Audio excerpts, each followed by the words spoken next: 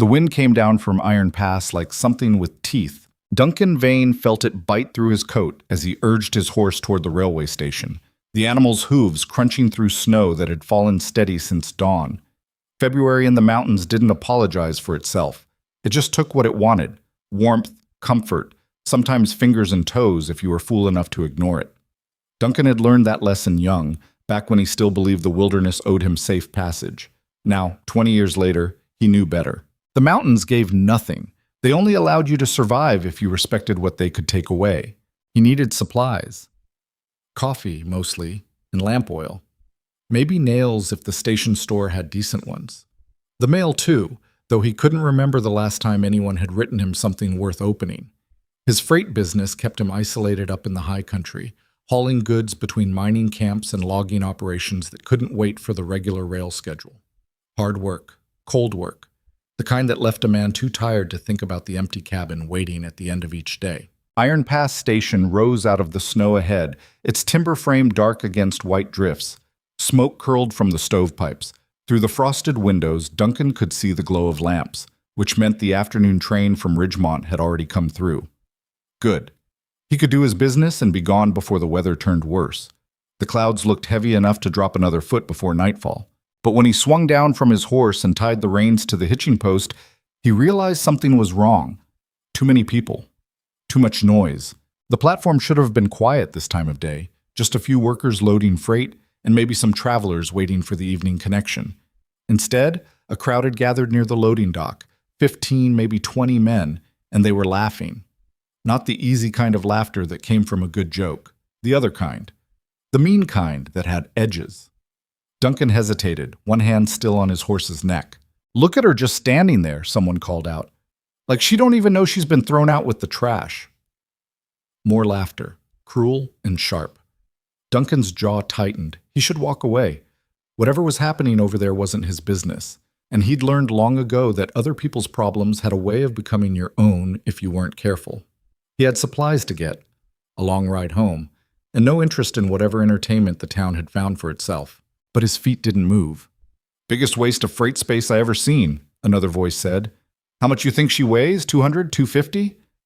More than that, I'd wager. Crane probably had to pay extra just to ship her here."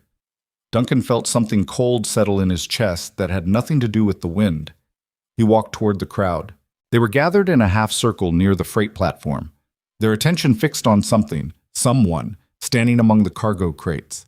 As Duncan pushed through the outer edge of the group, he saw her, a woman, heavyset, dressed in a worn brown coat and a simple dress that had seen better years. Her dark hair was pulled back in a bun, and her face was red from cold or shame or both. She stood perfectly still beside a battered trunk and a canvas bag, her hands folded in front of her, her eyes fixed on some point in the distance where maybe the mountains met the sky. She wasn't crying. That struck Duncan first. With all these men surrounding her, mocking her, she wasn't crying. "Miss Boone!" The voice came from a tall man in an expensive coat standing near the platform edge. Victor Crane. Duncan recognized him immediately. Everyone in 3 counties knew Crane. He owned half the ranch land between here and Millerton, plus timber rights, mining claims, and enough political connections to make trouble disappear when it suited him. "Miss Boone, I'm addressing you." The woman didn't move, didn't even blink. Crane's face darkened. "I said I'm addressing you." "I heard you." Her voice was quiet but steady. Not defiant, exactly. Just there. "Then you'll show proper respect when your employer speaks to you." "You're not my employer anymore." She still didn't look at him. "You made that clear when you put me on the train." A murmur ran through the crowd. Someone whistled low. Crane stepped closer, his boots loud on the wooden platform. "You failed to meet the terms of your labor contract. 3 years of service in exchange for your father's debt. That was the agreement. But you've proven unsuitable for the work, lazy, disrespectful. Frankly, Miss Boone, you're not worth the cost of feeding you." Now she did look at him. Just a glance, quick and sharp, before her eyes went back to the horizon. "I worked every day I was in your house," she said. "I cooked, I cleaned, I managed your accounts when your bookkeeper quit. I taught your daughters to read because you were too busy to hire a proper governess. I did everything you asked and more." "And yet you're still here," Crane said smoothly. Unwanted and going nowhere. Which tells me all I need to know about the quality of your work. Laughter rippled through the men. Duncan felt his hands curl into fists. She's got spirit, though, someone said. Talking back to Mr. Crane like that. Spirit won't help her now, another replied. Look at her. Who's going to take her in? She can barely fit through a door. Maybe she could find work at one of the mining camps. They're always looking for... Looking for what? Someone to block the tunnel? More laughter, louder this time. The woman's face didn't change, but Duncan saw her shoulders tighten, saw the way her fingers pressed together until the knuckles went white. The next train back to Ridgemont leaves in 2 hours, Crane announced, his voice carrying across the platform. I've arranged for Miss Boone to be on it. From there, she's no longer my concern. I've fulfilled my obligations under the contract and I'm releasing her from service. What happens after that is her own affair. Releasing her? The woman's voice cut through the cold air. You're abandoning me at a railway station in the middle of winter with nowhere to go and no means to get there. That's not release. That's the consequence of your own inadequacy. Crane brushed snow from his sleeve, a casual gesture that made Duncan's stomach turn. I gave you opportunity. You squandered it. Now you'll have to find your own way, just like everyone else who can't meet expectations. What about Nora? The question hung in the air like smoke. Crane's expression went flat. What about her? My sister. She's still at your house. The contract says your family owes me 3 years of labor for each outstanding debt. Your father left 2 debts when he died, 1 for each daughter. You failed your term, but young Nora is proving much more agreeable. Something flickered across the woman's face then. Not anger, something colder. She's 16 years old. Old enough to understand the value of keeping her word, Crane said, unlike some people. The crowd had gone quieter now, sensing something shifting in the air. A few of the men glanced at each other. One of them shuffled his feet. Duncan took another step forward. You can't keep her, the woman said. Not like this. Not as punishment for, I can do whatever the law allows, Miss Boone, and the law is very clear about debt contracts. Crane pulled a folded paper from his coat and held it up. This document, signed by your late father and witnessed by the county clerk, gives me legal claim to labor until the debt is satisfied. If you'd completed your term, your sister would be free. But you didn't. So she stays. That's exactly how it works. Crane refolded the paper and tucked it away. Now, the train, 2 hours. I suggest you use the time to reflect on your choices. He turned to go. I'll tell people, the woman said. Crane stopped. I'll tell them what really happened. What you... You'll tell them nothing. Crane's voice had gone very quiet, very smooth. Because no one will believe you. Look at yourself, Miss Boone. Look at what you are. Then look at me. Look at my position, my reputation, my standing in this community. Who do you think they'll trust? The respected rancher who generously tried to help a desperate family? Or the bitter, ungrateful woman who couldn't handle honest work? The silence that followed was worse than the laughter had been. Clara Boone stood there in her worn coat and her shame, and Duncan saw something in her face that made his chest ache. Not defeat, not quite, but the terrible understanding that comes when you realize the game was rigged from the start, and everyone else knew it except you. 2 hours, Crane repeated. Then he walked away, his boots striking the platform with the confidence of a man who'd never lost anything he couldn't afford to lose. The crowd began to break up, men drifting back toward the station house or their wagons. Their entertainment concluded. A few lingered to stare. One made a comment Duncan didn't catch, but the laughter that followed told him enough. Clara Boone didn't move. She stood there beside her trunk and her bag, her breath making small clouds in the frozen air, while the wind pulled at her coat and the snow began to fall harder. Duncan should have walked away, should have gone into the station, bought his supplies, collected his mail, and ridden back up to his lodge before the weather closed the pass. That was the smart thing, the safe thing. Instead, he walked toward her. She didn't notice him at first. Her eyes were still fixed on that distant point, like she could will herself somewhere else if she just focused hard enough. Up close, he could see the exhaustion in her face, the cold burn on her cheeks, the way she was shaking, though whether from cold or fury or something else, he couldn't tell. Miss Boone. She blinked, looked at him. Her eyes were brown, he noticed. dark brown, like creek water over stones. "I'm sorry," she said automatically. "Do I know you?" "No, ma'am." Duncan pulled his hat off, felt snow immediately settle in his hair. "Duncan Vane. I run freight up in the high country." She studied him for a moment, wary. "Mr. Vane." "I saw what happened just now." Her face closed off. "Then you've had your entertainment. Good day." She turned away, dismissing him with the same quiet dignity she'd shown Crane, like she'd had practice at it. Duncan felt something twist in his gut. "That's not—" He stopped, started over. "I didn't come over here to mock you." "Then why did you come over here?" Good question. Duncan didn't have a good answer, just a feeling in his chest that felt like frostbite, like something freezing and burning at the same time. "Because no one else did," he said finally. She looked at him again, longer this time, searching his face for something. Lies, maybe, or pity, or the cruel joke hiding behind false kindness. "The train leaves in 2 hours," she said. "Mr. Crane was very clear about that."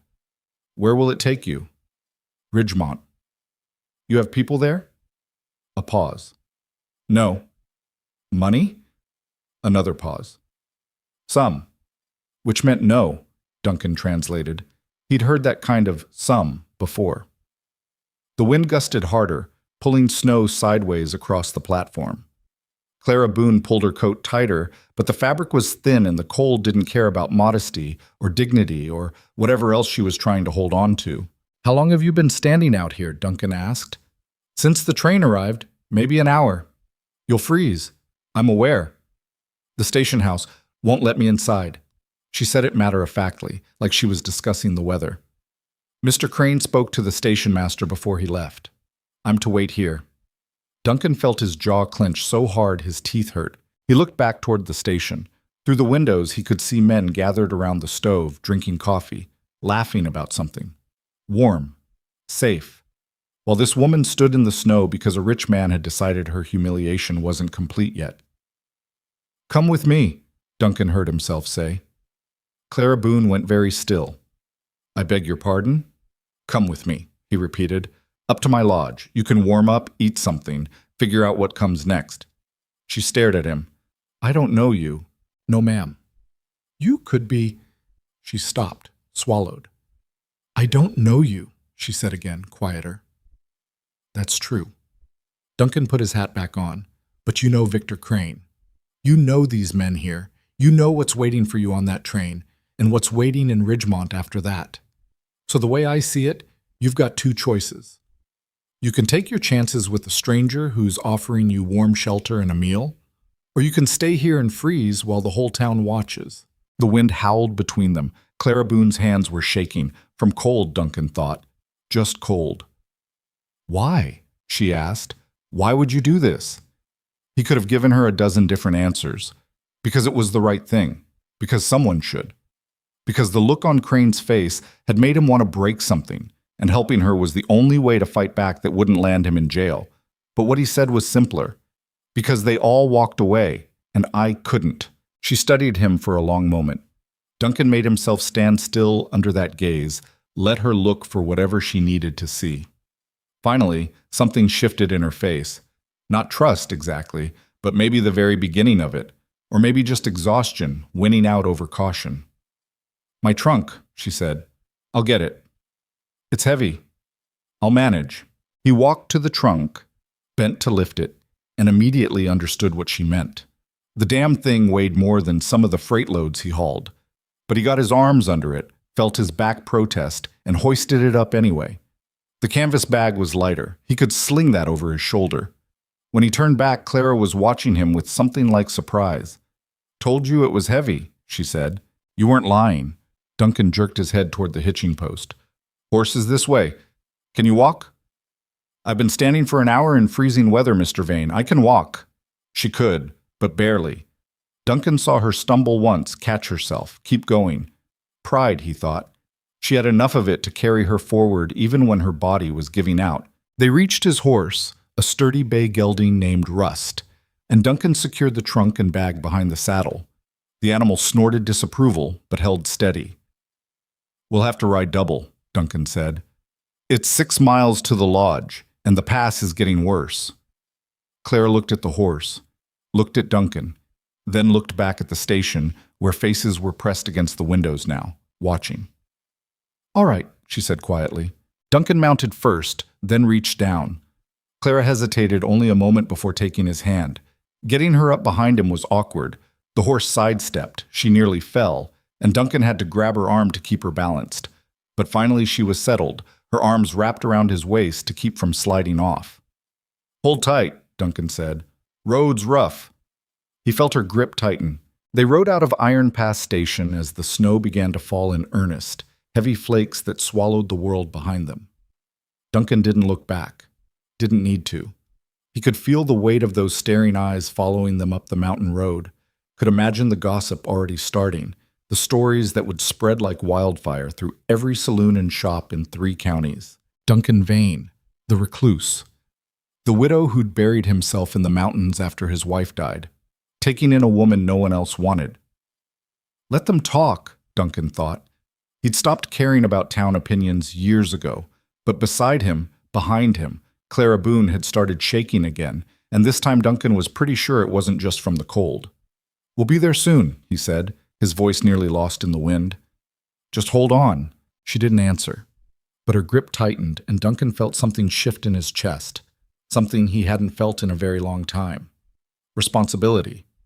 Or maybe purpose. Or maybe just the simple, terrible knowledge that he'd just stepped into something much bigger than a 6-mile ride through a snowstorm. Behind them, Iron Pass Station faded into white. Ahead, the mountains waited, and between them, in the growing dark and the endless cold, 2 people who'd been discarded by the world they knew rode toward something neither of them could name yet. But it was there, waiting. Like everything else in the mountains, waiting to see if they were strong enough to survive it. The ride up to Duncan's lodge took nearly 2 hours instead of 1. The snow came down so thick that Rust had to pick his way carefully along the trail, and twice Duncan had to dismount to clear fallen branches blocking the path. Clara didn't speak during the journey. She just held on, her arms locked around his waist, her body rigid against his back. Duncan could feel her shivering through both their coats. When the lodge finally appeared through the white curtain of snow, it looked less like shelter and more like a dark shape hunched against the mountainside. Duncan had built it himself 7 years ago, after Sarah died, and he couldn't stand living in the valley house anymore with all its empty rooms and memories. The lodge was simple, rough timber walls, a stone chimney, a porch that needed repairs he kept meaning to get to. Nothing fancy, but it was solid, and it was his, and right now it was the warmest place for 6 miles in any direction. He helped Clara down from the horse. Her legs nearly gave out when her feet hit the ground, and Duncan had to catch her elbow to keep her upright. "Easy," he said. "You're all right." She pulled away from him as soon as she found her balance, wrapping her arms around herself. Her face was pale, her lips tinged blue. "Inside," Duncan said, nodding toward the door. "I'll get the fire going." Clara didn't argue. She stumbled up the porch steps and through the door Duncan pushed open. He followed with her trunk and bag, setting them just inside while she stood in the middle of the main room, dripping melted snow onto the floorboards. The lodge was cold. Not as cold as outside, but close. Duncan hadn't been home in 3 days. He'd been hauling supplies to a lumber camp near Pinewood, and the fire had long since died. He moved quickly, shoving kindling into the stove, striking a match, coaxing flame from nothing. Behind him, he heard Clara's teeth chattering. "There's blankets in the chest by the wall," he said without turning around. "Help yourself." He heard her move, heard the creak of the chest opening. When he finally got the fire going strong enough to trust, he turned and found her wrapped in 2 wool blankets, sitting in the chair nearest the stove. She'd taken her wet coat off. Her dress was damp at the hem and shoulders. "You should change," Duncan said. "You'll catch pneumonia sitting in wet clothes." "I don't have anything dry." Her voice was hoarse. "Everything in my trunk got soaked when they threw it in the snow at the station." Duncan felt his jaw tighten again at the memory. He went to his bedroom and pulled out one of his old work shirts and a pair of wool pants. They'd be huge on her, but they were dry and warm. "Here," he said, offering them. "These'll do for now. You can change in there." He pointed to the bedroom. Clara took the clothes without meeting his eyes. "Thank you." She disappeared into the bedroom and closed the door. Duncan fed more wood to the stove, then went back outside to take care of Rust. The horse needed rubbing down and feed, and Duncan needed a few minutes to think about what the hell he'd just done. Bringing a strange woman to his lodge. Alone. In a snowstorm. With half of Iron Pass watching him do it, the gossip would be everywhere by tomorrow. Duncan the hermit. Duncan the widow who'd barely spoken to another soul since his wife passed. Taking in Victor Crane's discarded servant like some kind of, hero? Fool? Both? He brushed Russ down harder than necessary, trying to work out the knot of confusion in his chest. He'd acted on impulse back at the station, driven by anger at Crane and pity for the woman left standing in the cold. But now that the anger was fading and the pity was becoming something more complicated, he wasn't sure what he'd actually signed up for. She couldn't stay here. Not permanently. This was his space, his solitude, the place he'd built specifically to be alone with his grief. He had no room for someone else, no capacity for conversation or company, or any of the things that came with sharing space with another person. But she also couldn't go back to Iron Pass. Not tonight. Not with that storm raging and Victor Crane's eyes still on her. Tomorrow, Duncan told himself. Tomorrow, he'd figure out the next step. Get her to Millerton, maybe, where she might find work, or at least a proper boarding house. Somewhere she could start over without the whole town already knowing her story. When he came back inside, Clara was standing by the stove wearing his shirt and pants. The shirt hung past her hips, and she'd had to roll the pants up several times at the ankles. She looked younger somehow, less like the rigid woman from the station, and more like someone caught between endings. Better? Duncan asked. Warmer. She hesitated. Thank you for the clothes, for all of this.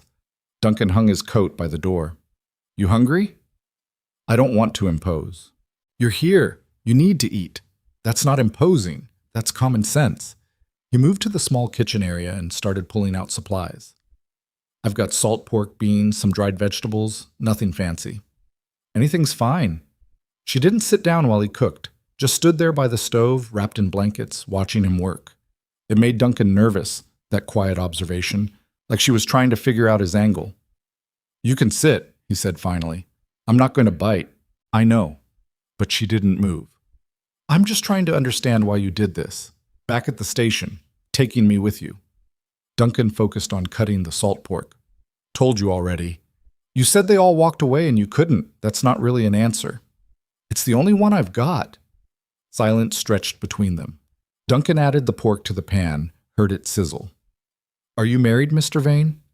The question caught him off guard. Was. Was? She died. 7 years ago. He said it flat, without emotion, the way he'd learned to say it so people wouldn't ask follow-up questions. I'm sorry. It was a long time ago. That doesn't make it easier. Duncan glanced at her. She was watching him with an expression he couldn't quite read. Not pity exactly, but something close to understanding. Like she knew what it was to lose something and pretend the hole it left wasn't still there. Your parents? He asked, turning back to the pan. Father died 3 years ago. Mother before that. Clara pulled the blanket tighter. He left debts. Big ones. Victor Crane held the notes. And he made you work them off. Him and Nora both. That was the agreement. 3 years of service for each of us in exchange for forgiveness of the debt. Her voice went hard. Except it was never going to be just 3 years. Crane made sure of that. Duncan added beans and water to the pan. How? New charges. Every time we got close to finishing the term, he'd add something else. Broke dishes. Spilled coffee. Made too much noise. Looked at him wrong. Anything he could think of to extend the contract. She paused. And when I started keeping actual records of what we'd worked versus what we owed, when I tried to show him the numbers didn't add up, that's when he decided I was unsuitable. So he dumped you at the station. After making sure everyone in town knew I was a failure, after making sure my sister was still trapped. Claire's hands had started shaking again, but Duncan didn't think it was from cold this time. Nora's 16 years old. She should be in school. She should be thinking about dances and boys and what dress to wear to church. Instead, She stopped, breathed hard through her nose. Instead, she's working for Crane, Duncan finished quietly. Clara nodded, not trusting herself to speak. They ate in near silence, sitting at Duncan's small table while the storm howled outside. The food was plain but hot, and Clara ate like she hadn't seen a proper meal in days. Probably hadn't, Duncan realized.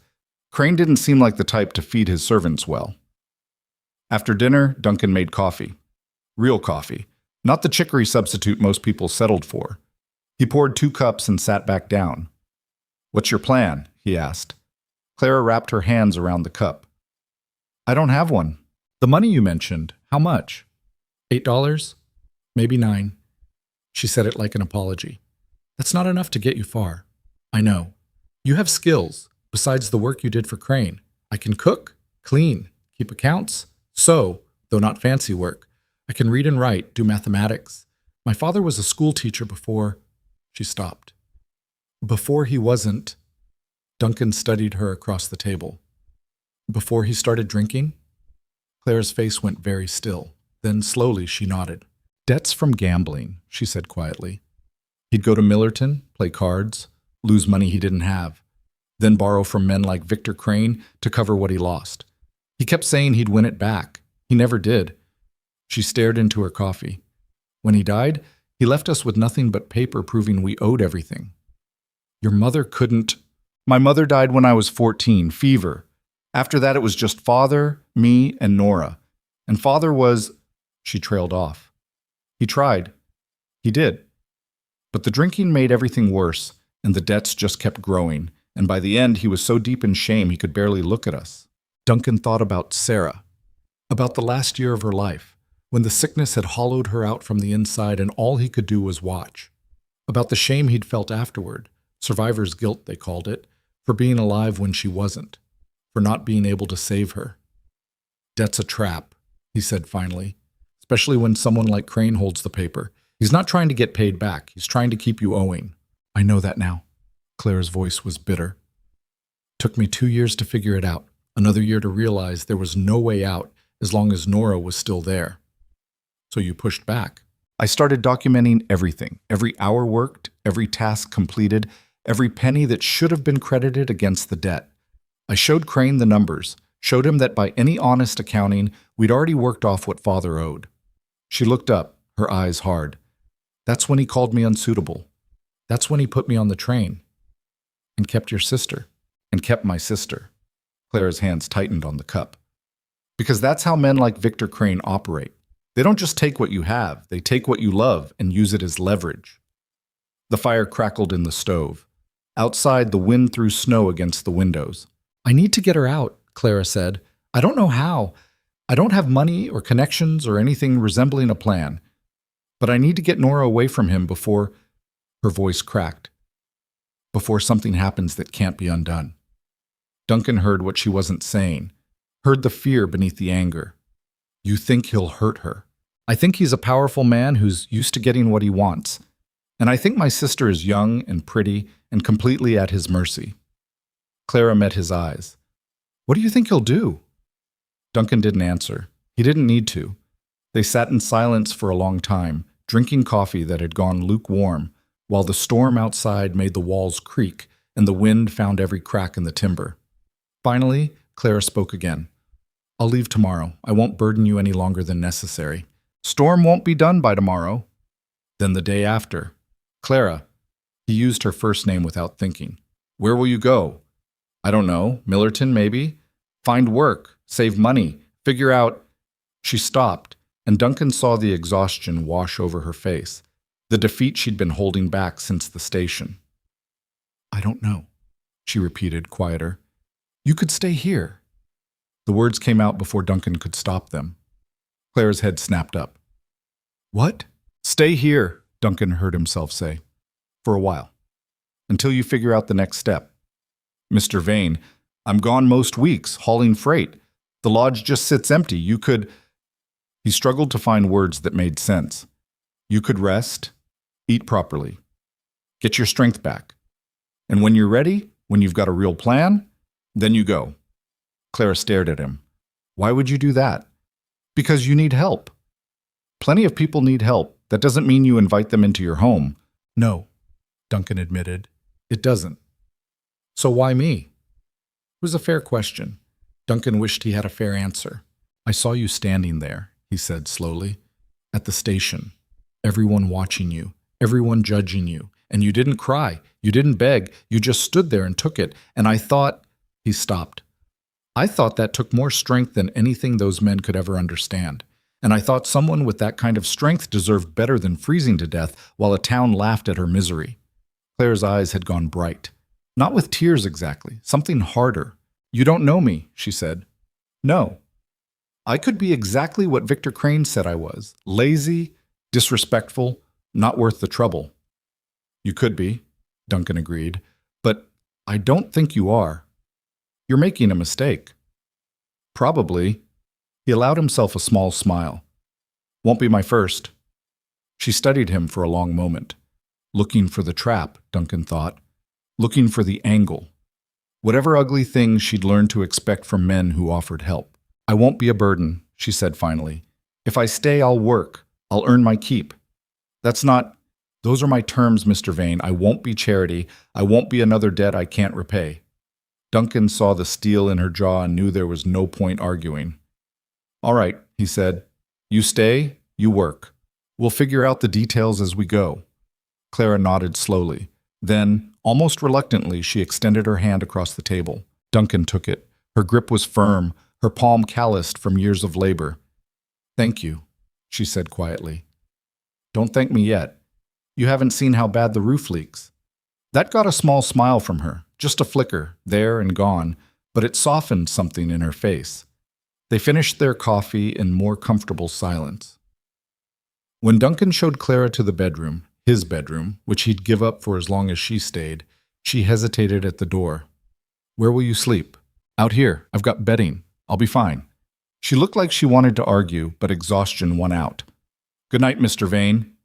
"Duncan," he said. "If you're staying, might as well use my name." "Duncan." She tested it, nodded. "Good night." The bedroom door closed. Duncan stood there for a moment, listening to the storm, wondering what the hell he'd just agreed to. Then he pulled out his bedroll, made up a spot near the stove, and tried not to think about the fact that his carefully constructed solitude had just been shattered by a woman who smelled like snow and carried the weight of the world on her shoulders. Sleep didn't come easy. The wind kept howling, the fire kept crackling, and through the thin wall, Duncan could hear Clara crying. Quiet, muffled sobs she probably thought no one could hear. He stared at the ceiling and told himself this was temporary. A few days, maybe a week. Just until the storm passed and Clara figured out her next move. But deep down, in a place he didn't want to examine too closely, Duncan knew it was already too late for temporary. Whatever this was, whatever he'd started back at that station, it was going to change things. The only question was how much. The storm lasted 3 days. 3 days of snow that piled up past the windows and wind that sounded like something alive trying to get inside. Duncan had seen bad weather before. You lived in the mountains long enough, you learned to respect what winter could do. But this storm had teeth. It wasn't trying to pass through. It was trying to bury them. Clara spent most of the first day sleeping. Duncan checked on her once, saw her curled up under every blanket he owned, and decided to leave her alone. Exhaustion had a way of catching up to people once they finally felt safe enough to let it. By the second day, though, she was up and restless. Duncan woke to the smell of coffee and something cooking. He pushed himself up from his bedroll by the stove, confused and disoriented for a moment before remembering where he was and why. Clara stood at the counter, her back to him, working over a pan.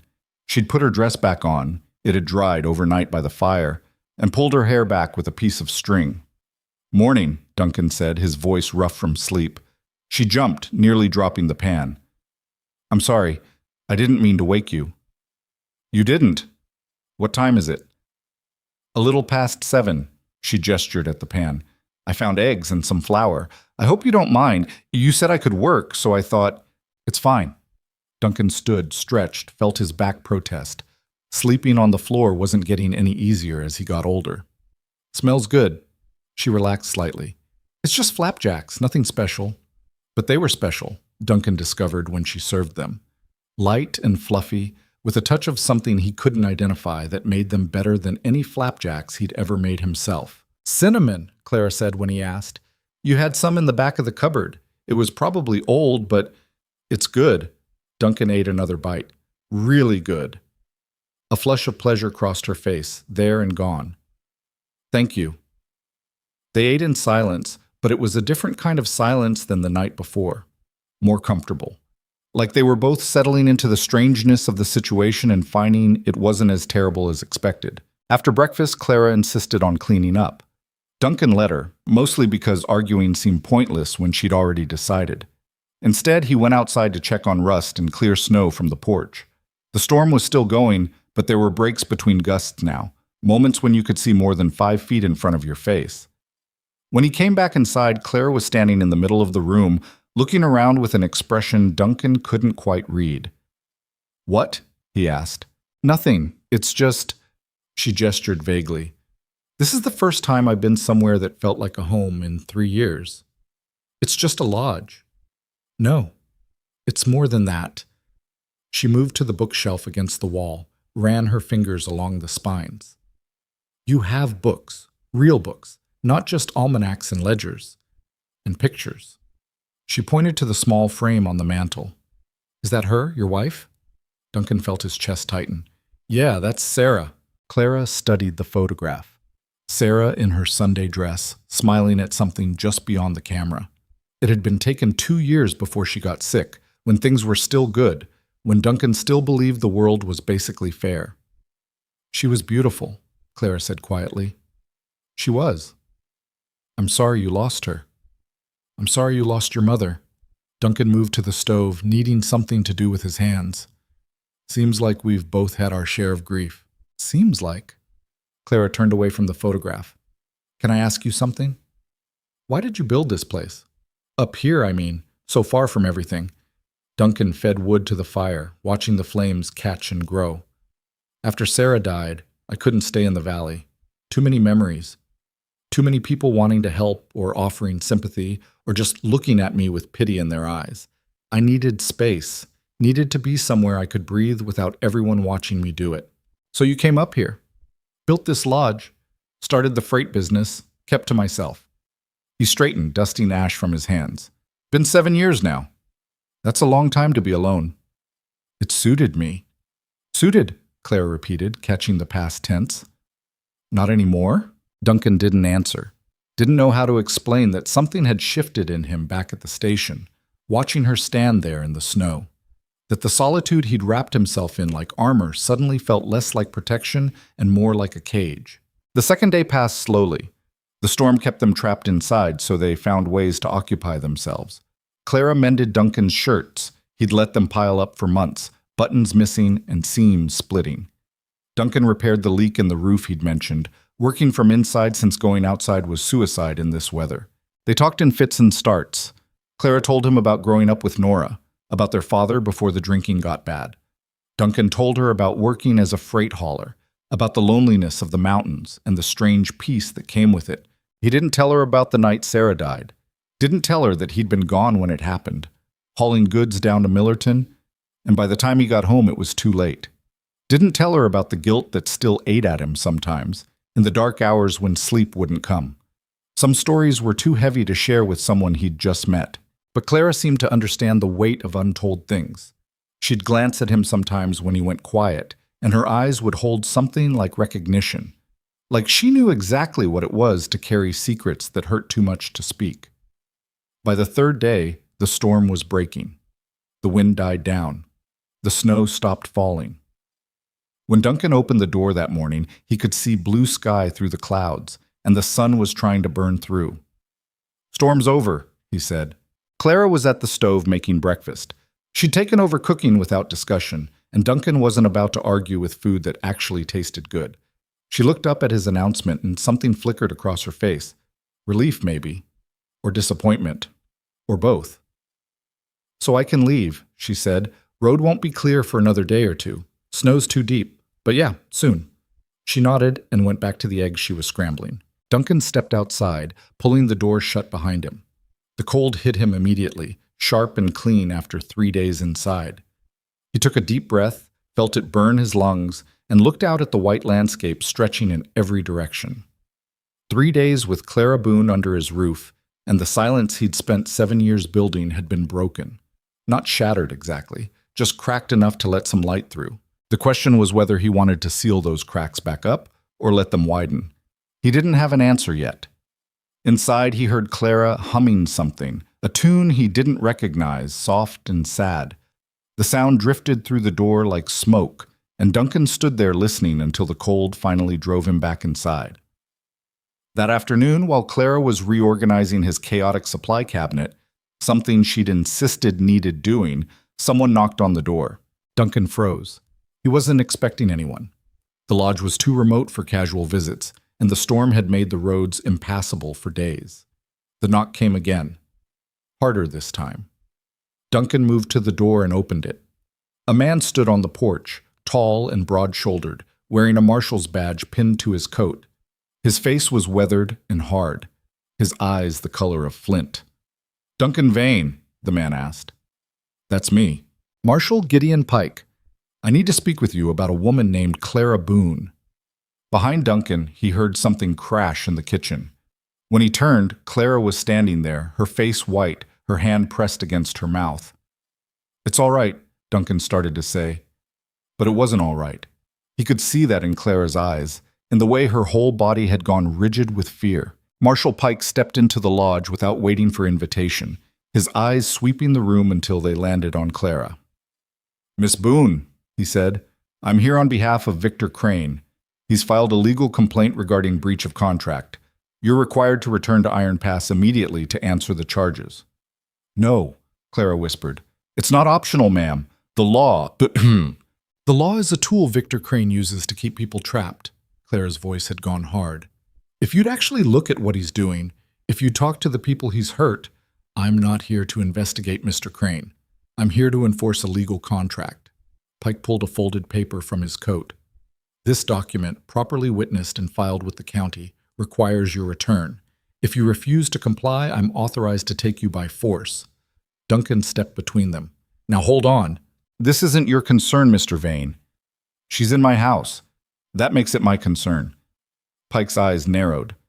"You're harboring a fugitive from a legal obligation. That puts you on the wrong side of the law, too. She's not a fugitive. She's a person trying to escape a man who's been exploiting her. That's for a judge to decide. Right now, all I know is there's a valid contract and a complaint of breach. My job is to enforce the law, not interpret it." Pike looked past Duncan to Clara. "Get your things, Miss Boone. We leave within the hour." "No." Clara's voice shook, but she held her ground. "I won't go back there." "Then I'll arrest you for contempt and criminal breach of contract. Either way, you're coming with me." Duncan felt fury building in his chest. "You saw what Crane did. You had to have seen it coming through Iron Pass. He left her at the station in a snowstorm. He's keeping her sister trapped, and you're going to drag her back there because of a piece of paper? I follow the law, Mr. Vane. If you have a problem with what the law says, take it up with the legislature." Pike moved toward Clara. Duncan moved to block him. The two men stood toe to toe, tension crackling between them like lightning. "Don't make this worse," Pike said quietly. "You're already in enough trouble just giving her shelter." "Then I guess I'm in trouble." For a long moment, nobody moved. The only sound was the crackle of the fire and Clara's harsh breathing. Then Pike stepped back, but the look in his eyes said this wasn't over. "I'll be at the station house in Iron Pass," he said. "You have until tomorrow morning to bring Miss Boone in voluntarily. After that, I come back with deputies and warrants. For both of you." He walked to the door, then paused and looked back at Clara. "I'm sorry, ma'am," he said, and there was something almost human in his voice. "I truly am, but this is how the law works. Men like Crane know how to use it, and men like me don't have the luxury of choosing which laws to enforce." Then he was gone, his door closing behind him with a sound like a gunshot. Clara sank into the nearest chair, her face buried in her hands. Duncan stood frozen, his mind racing. Tomorrow morning. That gave them maybe 16 hours before Pike came back with deputies. 16 hours to figure out what the hell they were going to do. Outside, the sun was setting, painting the snow red and gold. Beautiful and cold, and completely indifferent to the lives of the people watching it. Inside, Duncan looked at Clara, at this woman he'd known for 3 days, this stranger who'd somehow become his responsibility, and made a decision he knew would change everything. "We're not giving up," he said. Clara looked up at him, her eyes red but dry. "What choice do we have?" "We fight back." We find a way to prove what Crane's been doing. We get your sister out. We... How? Clara stood, her voice sharp with desperation. How are we supposed to fight a man who owns half the county and has the law on his side? Duncan didn't have an answer, not yet. But as the last light faded from the windows and the lodge sank into darkness, he knew one thing with absolute certainty. He wasn't letting Victor Crane win, not without a fight. The night pressed in around them like a fist closing. Duncan lit the lamps, more for something to do than because they needed the light. Clara had moved back to the chair by the stove, her arms wrapped around herself, staring at nothing. We should eat, Duncan said. I'm not hungry. Doesn't matter, you need to eat anyway. She didn't argue, but she didn't move either. Duncan heated up leftover beans and salt pork, divided it between 2 plates, and sat down across from her. He ate mechanically, tasting nothing. Clara pushed food around her plate without lifting the fork to her mouth. Tell me about the contract, Duncan said finally. The exact terms. Clara looked up, her eyes hollow. What difference does it make? Humor me. She set down her fork with a clatter. 3 years of service per debt. My father owed Crane 2 separate loans. One for gambling losses. One for back rent on our house. 3 years times 2 debts times 2 daughters equals 12 years of labor total. 6 for me, 6 for Nora. And how much time have you served? Almost 3 years, 2 years and 10 months. So you were close to finishing your term. I was. That's why Crane found an excuse to get rid of me. If I'd finished, Nora's clock would have started fresh. 6 years from whenever I was done. But by declaring me in breach of contract, he's claiming none of my time counts, which means Nora's 6 years don't start until she completes the full original term. Another 9 years at least by his accounting. Duncan felt sick. That's not legal. It is if the contract has a clause saying the terms are void in case of unsatisfactory performance, which Crane's contracts always include. Clara's voice was bitter. He's been doing this for years, brings in people who owe him money, works them until they're close to freedom, then finds a reason to declare them in breach. It resets the clock, keeps them trapped. And nobody stops him. Why would they? He's rich, he's powerful. He makes sure the right people get paid off. And the people he exploits are usually too poor, too scared to fight back. She finally met Duncan's eyes. You saw what happened at the station. Everyone laughed. Everyone watched me stand there in the snow, and they thought it was entertainment. Duncan pushed his plate away, appetite gone. What about witnesses? People who worked for Crane before. They could testify. To what? That they agreed to a contract and then couldn't meet the terms? Crane makes sure everything looks legal on paper, and the people who know the truth are either still trapped under his thumb or too afraid to speak up. Clara's hands had started shaking again. I tried, Duncan. For 2 years, I tried to find a way out. I kept records. I talked to lawyers who wouldn't take the case. I wrote letters to the county administrator that went unanswered. There's no way to fight this through proper channels because Crane owns the channels. Then we go around them. How? Good question. Duncan stood and paced to the window, staring out at the darkness.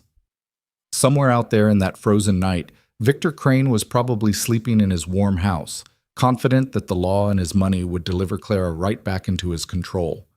And Gideon Pike was probably at the station house, preparing to do exactly that because a badge and a conscience didn't always point in the same direction.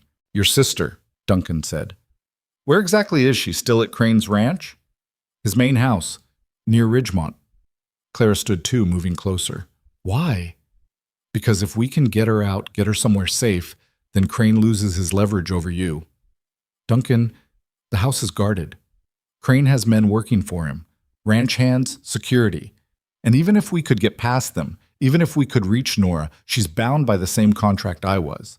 Pike would just come after her too. Not if we had proof of what Crane's been doing. Real proof. Something that couldn't be ignored. Clara laughed, a sharp sound with no humor in it. Like what? A signed confession? Crane's not stupid enough to leave evidence lying around. No, but he's arrogant enough to think he doesn't need to hide it. Duncan turned from the window. You said you kept records of the hours you worked, the debts supposedly owed. Where are those records now? I had to leave them behind. Everything was at the ranch house. Clara's face fell. Crane probably burned them already. Maybe. Or maybe he kept them, Figured they didn't matter since no one would believe you anyway. Duncan felt something clicking into place in his mind. And if he kept them, they'd be in his study, where he keeps all his business papers. You want to break into Victor Crane's house and steal documents. I want to get evidence that proves what he's been doing. Yes. That's insane. Probably. Duncan crossed his arms. You have a better idea? Clara opened her mouth, closed it, opened it again. Even if we could get the documents, even if we could prove the contracts are fraudulent, who would we take them to? Pike already made it clear he's not interested in investigating Crane. The local judges are in Crane's pocket. The county administrator hasn't responded to any complaints. Who's left? Federal authorities. Pike's a federal marshal, not a local one. That means there's someone above him, someone who might actually care about interstate commerce fraud and contract exploitation. Duncan moved to his bookshelf and pulled down a ledger. I've hauled freight for a federal inspector before. Land Management Bureau checking on timber operations. He gave me his card in case I ever saw anything suspicious. He flipped through pages until he found what he was looking for. Jasper Cole, office in Denver. Denver's 3 days away by train. 2 if the weather holds. Duncan looked at her. If we can get proof to Cole, if we can show him what Crane's been doing, he has the authority to investigate, to override Pike's orders, to shut Crane down. Clara sat back down, her face pale. This is crazy. Yes. We could get arrested or killed. Crane's not going to just let us walk away with evidence against him. No, he's not.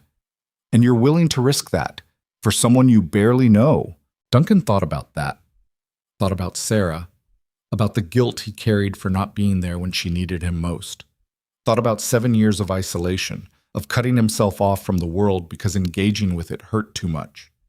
Thought about Clara standing at that station, refusing to break while everyone watched her suffer. I'm tired of walking away, he said quietly.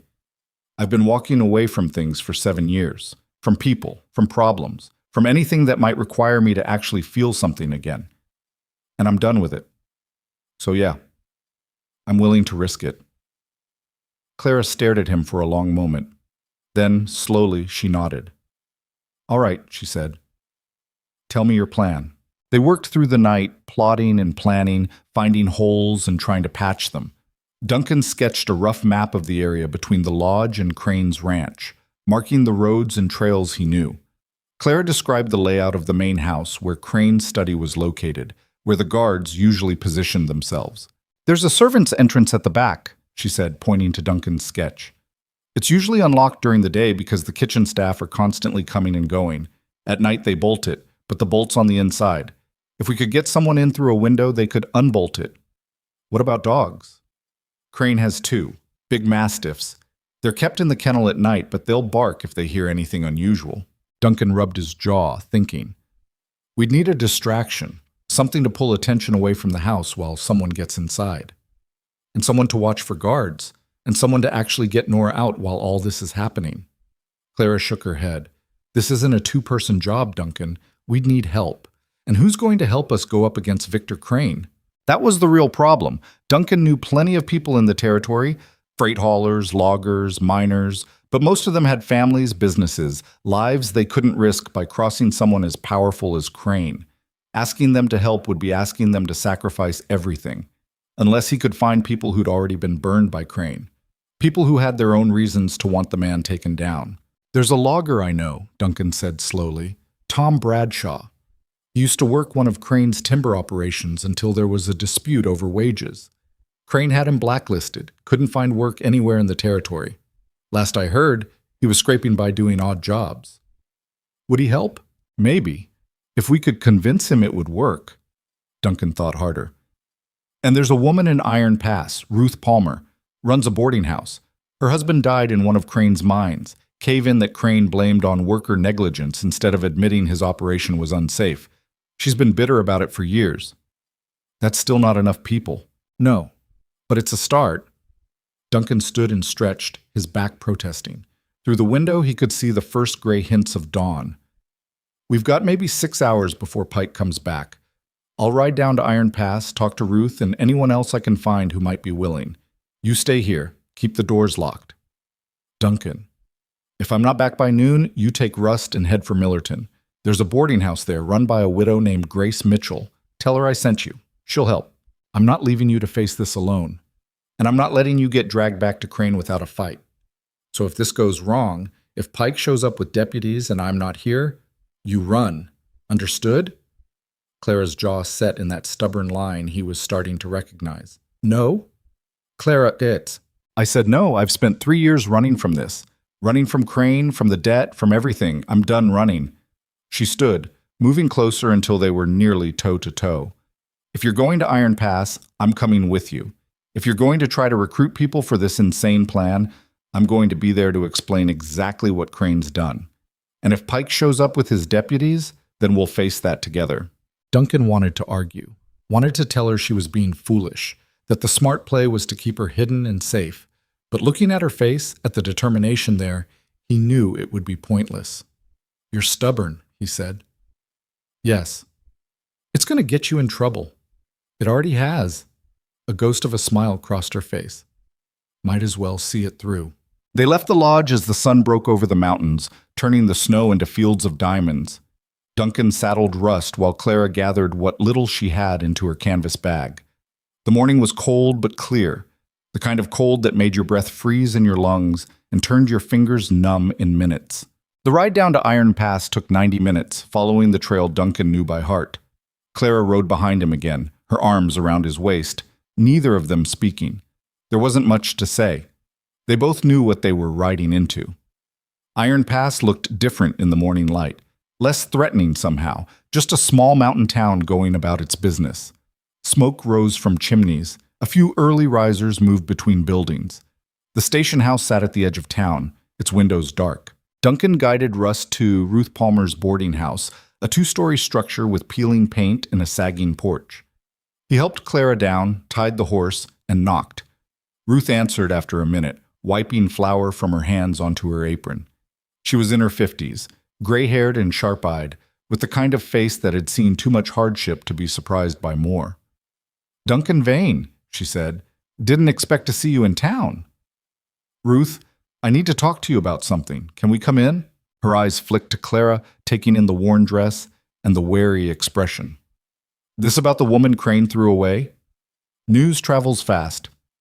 Always does in a town this size. Ruth stepped back, holding the door open.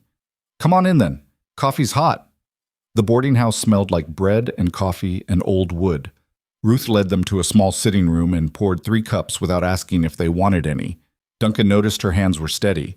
Whatever she'd been through had made her tough. So, Ruth said, settling into a chair. What brings you here? And why are you traveling with Victor Crane's former servant? Duncan glanced at Clara, who nodded. Because Crane's been exploiting contract labor for years, Duncan said, and we're planning to stop him. Ruth's eyebrows rose. That's ambitious. That's necessary. Clara leaned forward. Mrs. Palmer, my name is Clara Boone. My father owed Victor Crane money when he died. Crane forced me and my sister into labor contracts to pay it back. For 3 years I worked in his house, and for 3 years he found ways to extend the debt. When I challenged him on it, he declared me in breach and kept my 16-year-old sister trapped under the same contract. Ruth's expression darkened. That sounds like Crane. We need to get her out, Duncan said. And we need to expose what Crane's been doing. But we can't do it alone. We need people who understand what kind of man he is, people who have their own reasons to want him taken down. People like me. Ruth sipped her coffee, studying them both. Because my husband died in Crane's mine, and Crane called it an accident instead of admitting his operation was a death trap. I'm sorry for your loss, Clara said quietly. So am I. Been sorry for 5 years now. Ruth set down her cup. But being sorry doesn't change anything. Crane's still rich, still powerful, still hurting people. And nobody does anything about it because he's too big to fight. Maybe, Duncan said. Or maybe people just haven't found the right way to fight yet. Ruth laughed, but there was no humor in it. And you think you have? 2 people with no money, no influence, and half the law already looking for you? We have a plan. Plans aren't worth much against men like Crane. Neither is giving up, Clara said. Her voice was quiet but firm. I tried that already. Tried to accept that this was just how things were. that powerful men could do whatever they wanted and people like me just had to endure it. But I'm done accepting. I'm done enduring. If there's even a chance of stopping him, of saving my sister and anyone else he's hurt, then I have to try. Even if it fails. Even if it costs me everything. The room went quiet. Ruth studied Clara's face, searching for something. Finally, she sighed. What do you need from me? Duncan felt relief wash through him. Information, mostly. We need to know who else in town might help. Who else has grievances against Crane. And we need somewhere to meet that isn't being watched by Pike or Crane's men. I can provide that. As for people with grievances, the list is longer than you'd think. Ruth stood and moved to a desk in the corner, pulling out paper and a pencil. Tom Bradshaw, like you mentioned, lost his logging job and his reputation because he dared ask for fair wages. Maria Santos, whose brother got injured working Crane's ranch and was turned out without compensation. James Tucker, who lost his land when Crane called in a loan early. And probably a dozen others, if I really thought about it. Will they help? Some might, if they think you've got a real chance of success. Ruth looked up from her writing. But you need to understand something. These are people who've already lost things to Crane. They're scared, they're angry, but mostly they're scared. You're asking them to risk what little they have left on a plan that sounds impossible. I know, Duncan said. But impossible's better than nothing. Ruth smiled then, small and sad. My husband used to say something like that, right before he went down into that mine for the last time. She handed the list to Duncan. 7 names, with addresses and brief notes about each person's situation. I'll talk to them, Ruth said, quiet-like. See who might be interested in a meeting. Come back tonight, around 8. Use the back door, and for the love of heaven, don't let Marshal Pike see you. Thank you, Clara said. Don't thank me yet. This might all be for nothing. Ruth walked them to the door. But if it's not, if you actually manage to bring Crane down, I want to be there to see it. They left the boarding house and headed deeper into Iron Pass, looking for the other names on Ruth's list. Tom Bradshaw was easy to find. He was working at the stable, mucking out stalls for spare change. When Duncan explained what they were planning, Tom's face went hard. You're serious about this? Dead serious. Crane ruined my life, made sure I couldn't work anywhere. My wife left me because I couldn't provide for her anymore. Tom stabbed his pitchfork into the hay. If you've got a shot at hurting him, I'm in. Maria Santos was harder to convince. She ran a small restaurant on the edge of town, and when Claire explained about the contracts, Maria's face went pale. My brother's still out there, she said, living on the streets because he can't work with his injuries. Crane did that to him and faced no consequences. Her hands clenched. What are you planning? Exactly, Duncan told her. Not everything. He didn't fully trust anyone yet, but enough to give her the shape of it. Maria listened in silence, her face unreadable. If this fails, she said finally, Crane will destroy you and anyone who helped you. I know. And if it succeeds, he'll still try to destroy you. Men like him don't accept defeat. I know that too.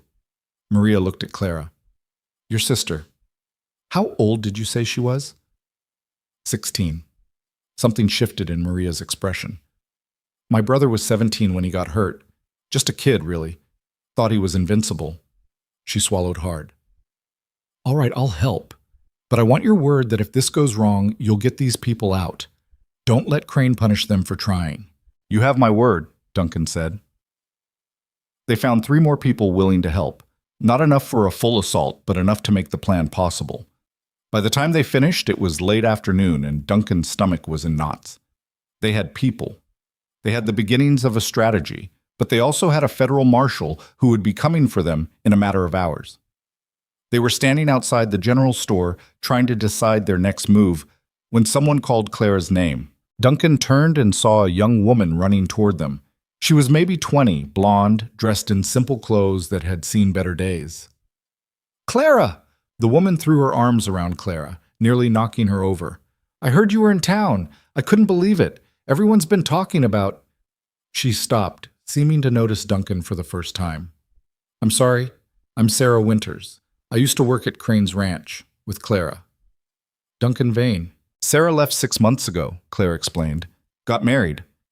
To a man Crane didn't approve of. Sarah's face darkened. He tried to stop the wedding. Claimed I still had time left on my contract. My husband threatened to get a lawyer, and suddenly the contract was settled. She squeezed Clara's hands. I heard what he did to you, leaving you at the station like that. It's monstrous. It's over now, Clara said quietly. Is it? Because I heard Marshal Pike is looking for you, saying you're in breach of contract. Sarah glanced around nervously. Clara, you need to be careful. Crane's furious that you got away. He's been raging about it for days. I'm not going back, Clara said. I wouldn't either if I were you. But Pike's got the law on his side and Crane's got money. That's a hard combination to beat. Sarah hesitated. Is there anything I can do to help? Duncan and Clara exchanged looks. Actually, Duncan said, there might be. They spent the next hour in Sarah's small house on the edge of town, explaining the plan in more detail. Sarah listened, her eyes getting wider. You want to break into Crane's house, she said when they finished. We need proof of what he's been doing, and we need to get Nora out.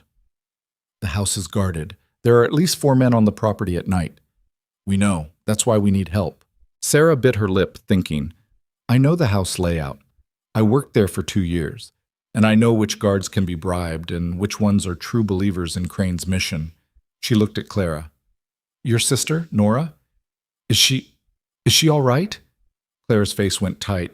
I don't know. I haven't seen her in almost a week. I'll help, Sarah said suddenly. Whatever you need. Crane hurt too many people. Someone needs to stop him. By the time they left Sarah's house, the sun was setting and Duncan's nerves were stretched thin. They had recruited 7 people willing to help. 7 people who were putting their lives and livelihoods on the line for a plan that still had 100 ways to fail.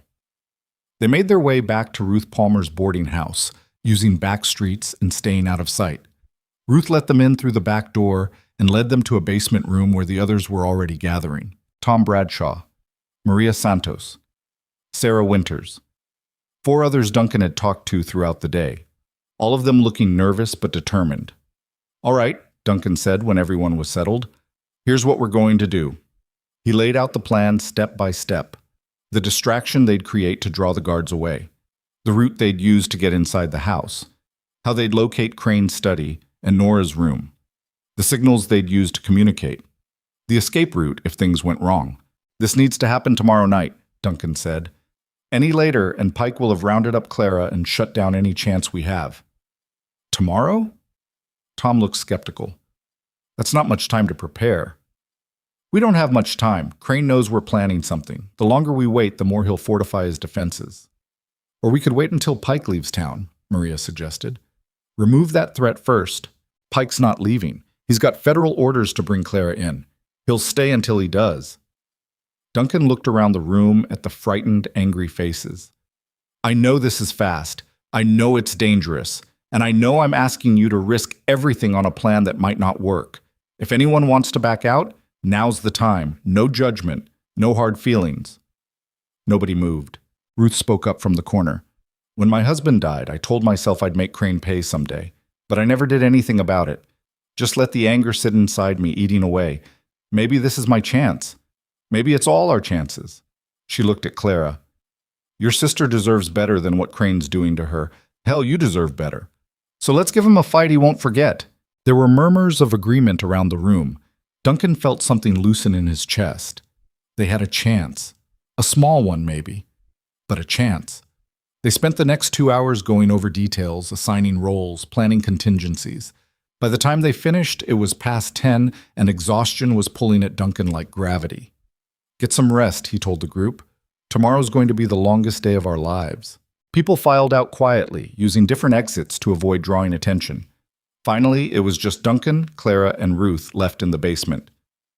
You're not going back to the lodge tonight, Ruth said. It wasn't a question. Can't risk it. Pike might have men watching the trails. I've got rooms upstairs. You can stay here. Separate rooms, she added, seeing Duncan's expression. I run a respectable establishment. Thank you, Clara said quietly. Ruth showed them to 2 small rooms on the 2nd floor. Duncan's had a bed, a chair, and a window overlooking the back alley. Clara's was identical, right next door. Tomorrow night, Ruth said from the doorway. One way or another, this ends tomorrow night. She left them alone. Duncan sat on the bed, suddenly aware of how tired he was, how scared. He'd fought before, bar fights mostly, a few disputes with claim jumpers, but nothing like this. Nothing where the stakes were this high and the odds this bad. A soft knock on his door made him look up. Clara stood there, still wearing his oversized shirt and pants, her hair loose around her shoulders. "Can't sleep?" Duncan asked. "Can you?" "Not likely." She stepped inside, closing the door behind her. For a moment they just looked at each other, two people who'd been strangers a week ago and were now bound together by circumstance and something neither of them wanted to name. "I'm scared," Clara said quietly. "Me too." "What if this doesn't work? What if we get people hurt for nothing?" "Then at least we tried. That's more than most people do." Clara moved to the window, staring out at the dark town. "You could still back out. Let Pike take me. Go back to your lodge and your solitude. This isn't your fight." "Yes, it is." "Why?" She turned to face him. "Why is it your fight, Duncan? Really?" He thought about lying, about giving her some noble reason that would make sense, but he was too tired for lies. "Because for 7 years I've been dead inside," he said. "Walking around, breathing, going through motions, but not really living. And then I saw you at that station, standing there in the snow with everyone watching you break. And you didn't break. And something in me woke up. Something I thought I'd buried with Sarah." He stood, moving closer. "So this is my fight because you made me remember what it feels like to care about something, to be angry at injustice, to want to protect someone besides myself." Clara's eyes had gone bright with unshed tears. "That's a lot to put on someone you barely know." "I know. We might die tomorrow. We might. And you're still willing to do this." "I am." Duncan reached out slowly, giving her time to pull away. When she didn't, he took her hand. Her fingers were cold, trembling slightly. "Whatever happens tomorrow, whatever comes after, I'm glad I stopped at that station. I'm glad I didn't walk away." Clara's breath caught. For a moment, Duncan thought she might say something. Instead, she stepped forward and hugged him, her arms tight around his waist, her face pressed against his chest. Duncan held her, feeling her shake, feeling his own heart hammering against his ribs. Outside the window, Iron Pass slept on, unaware that tomorrow its world would change. One way or another, it would change. And there was no going back now. Duncan didn't sleep. He lay on the bed staring at the ceiling, listening to the old boarding house settle and creak around him, thinking about all the ways tomorrow could go wrong. Around 3 a.m, he heard Clara moving in the next room, her footsteps pacing back and forth. She wasn't sleeping either. When gray light finally started seeping through the window, Duncan gave up pretending and got dressed. He found Clara already downstairs in Ruth's kitchen, helping prepare breakfast. Her face was pale, shadows under her eyes, but her hands were steady as she worked. "Morning," Duncan said. "Morning." She didn't look at him. "Coffee's ready." They ate in silence. Ruth joined them, equally quiet, like they were all conserving their words for what was coming. Around 7, Tom Bradshaw showed up at the back door, then Maria Santos, then the others, one by one. They gathered in the basement again, checking supplies and going over the plan one more time. We move at 9 tonight, Duncan said. Full dark, but not so late that Crane's household is locked down for the night. Tom, you and James will create the distraction at the north fence. Make it loud. Make it look like someone's trying to steal horses from the stable. And if the guards don't take the bait? Tom asked. They will. Crane's paranoid about his property. The minute he thinks someone's after his horses, he'll send every available man to check it out. Duncan turned to Maria. You and Sarah will be watching the east entrance. If any guards stay behind or if reinforcements come from town, you signal us. 3 lantern flashes means abort. What about Pike? Sarah asked. He's been staying at the station house. If there's trouble at Crane's ranch, he'll hear about it. Let him. By the time he gets there, we'll either have what we came for or we'll be dead. Duncan saw Clara flinch at that, but kept going. Ruth, you're our lookout on the main road. Anyone coming from Iron Pass, you give us warning. 2 lantern flashes. Ruth nodded grimly. Clara and I go in through the servants' entrance once the guards are drawn off. We get to Crane's study first, find the documents, then we get Nora. Duncan looked around the room. Once we're out, Everyone scatters. Don't go home. Don't go anywhere predictable. We meet back here in 3 days if everything goes according to plan." "And if it doesn't?" someone asked. "Then you run and don't look back." The day crawled by with agonizing slowness. Duncan and Clara stayed hidden in Ruth's boarding house while the others went about their normal routines, trying not to draw attention.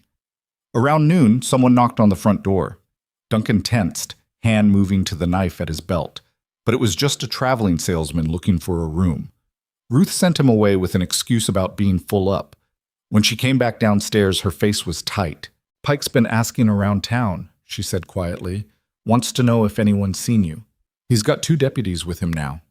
Duncan swore under his breath. "He's getting ready to come for us. Probably waiting until this evening. Figures you'll be easier to catch at night." Ruth poured herself coffee with shaking hands. "If he comes here, he won't. We'll be gone before then." Duncan looked at Clara. "One way or another, we'll be gone." The afternoon bled into evening. Duncan checked and rechecked his gear: rope, a small crowbar for forcing windows if needed, matches, a dark coat to blend into shadows. Clara did the same with her own supplies, moving with a mechanical precision that told Duncan she was running on nerve alone. At 8 o'clock, they gathered in the basement one final time. The tension in the room was thick enough to choke on. Tom kept cracking his knuckles. Maria was praying quietly in Spanish. Sarah looked like she might be sick. "Last chance," Duncan said. "Anyone wants out, speak now." Nobody spoke. "All right then." Duncan pulled on his coat. "Let's go remind Victor Crane that he's not untouchable." They left the boarding house in pairs, spacing themselves out to avoid suspicion. Duncan and Clara went last, slipping out the back door into the cold February night. The sky was clear, stars sharp as broken glass. Duncan could see his breath in the air. They moved through Iron Pass, staying to the back alleys and side streets, avoiding the main roads where Pike might be watching.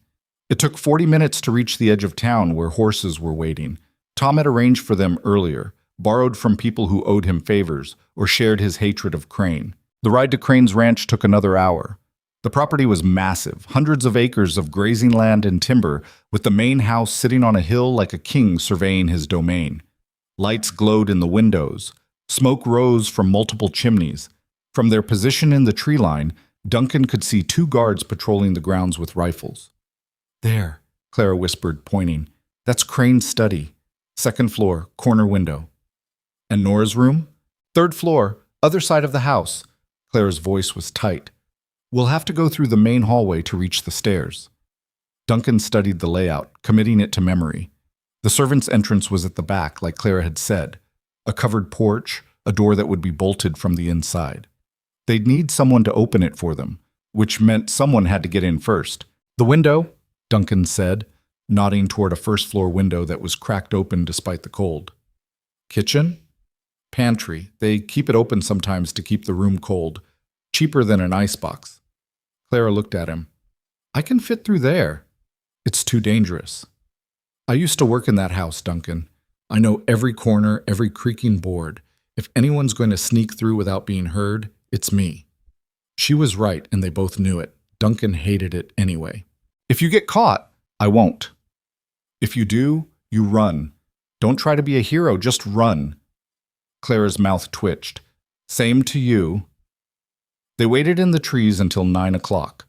Right on schedule, Duncan heard a commotion from the north side of the property, shouting, the whinny of horses, Tom and James making their distraction.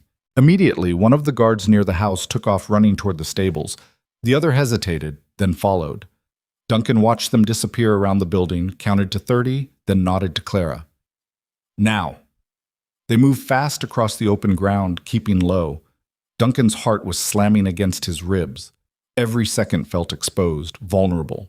If anyone looked out a window, if a guard came back early, they were done. They reached the house. Duncan boosted Clara up to the pantry window. She was heavier than she looked, all that strength packed into her frame, but she squeezed through the narrow opening with surprising grace. For a moment she was just gone, swallowed by the darkness inside, and Duncan felt panic claw at his throat. Then he heard the bolt slide back. The servants' entrance opened and Clara was there, breathless, her face flushed with fear and adrenaline. "Come on!" Inside, the house was warm and smelled like roasted meat and wood polish. They stood in a narrow hallway lined with coat hooks and boots. Somewhere deeper in the building, Duncan could hear voices, footsteps, the normal sounds of a household going about its evening. Clara led him through the back corridors, staying away from the main rooms. They passed the kitchen where Duncan caught a glimpse of servants cleaning up after dinner, past a parlor where he heard men's voices. Crane entertaining guests, probably, discussing business or politics or whatever rich men discussed when they thought they were untouchable. The servants' staircase was narrow and dark. They climbed quickly, Duncan's hand on Clara's shoulder to keep from losing her in the shadows. Second floor. Clara paused at the landing, listening, then pointed down the hall. Crane's study was at the end, door closed. Duncan tried the handle. Locked. "Can you pick it?" Clara whispered. "No, but I can force it." He pulled out the crowbar. "That'll make noise." "You have a better idea?" Clara bit her lip, thinking. Then her face changed. "Wait here." She disappeared down the hall before Duncan could stop her. He pressed himself against the wall, heart hammering, counting seconds. 30, 60, 90. Where the hell was she? Then she was back, slightly out of breath, holding a key. "Housekeeper's ring," she whispered. "Hung by the linen closet. I remembered from—" She stopped, just pushed past him and unlocked the study door. Inside the room was exactly what Duncan expected. Dark wood paneling, expensive furniture, shelves lined with books that probably had never been read, and a massive desk covered in papers. "Start looking," Duncan said, moving to the desk. "We need the contracts. Anything with your father's name on it. Anything that shows the debt terms." They worked quickly, sorting through stacks of correspondence and business records. Duncan found ledgers documenting payments from various laborers, numbers that didn't add up when he compared them to the work hours listed. He found letters from other people begging Crane to reconsider contract terms, letters that had been ignored or mocked in Crane's handwritten replies.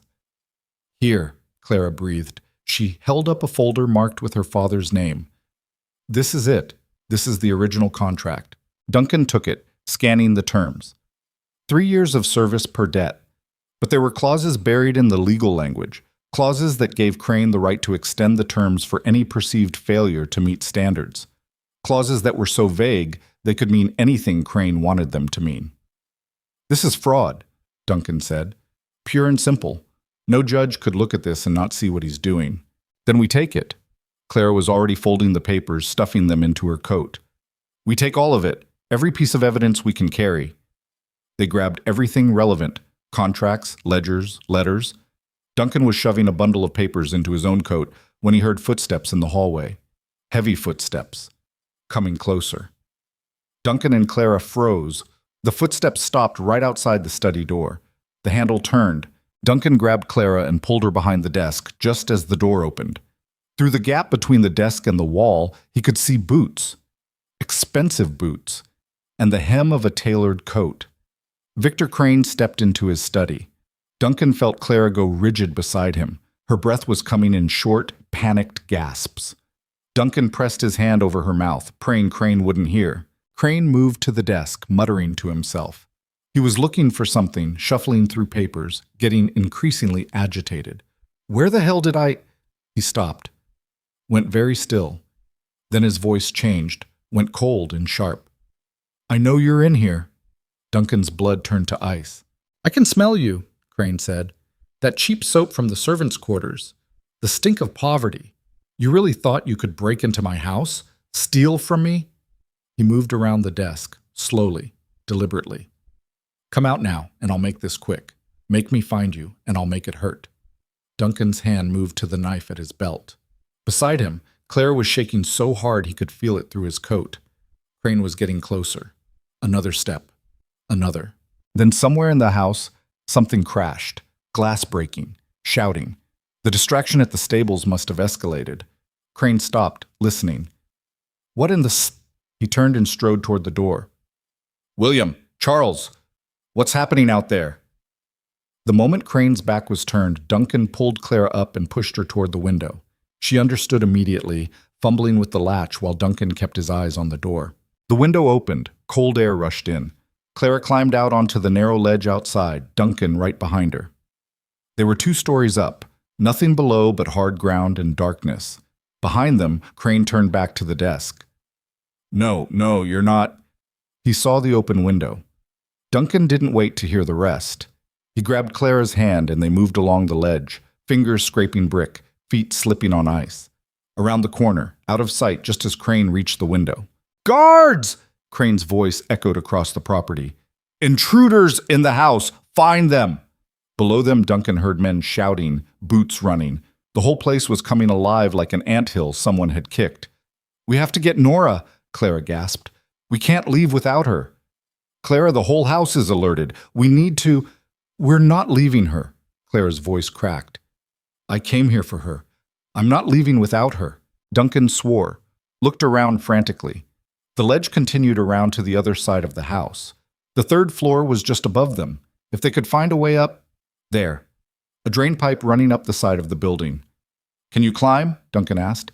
Clara looked at the pipe, looked at him. Then she grabbed it and started pulling herself up. Duncan followed, the metal creaking under their weight.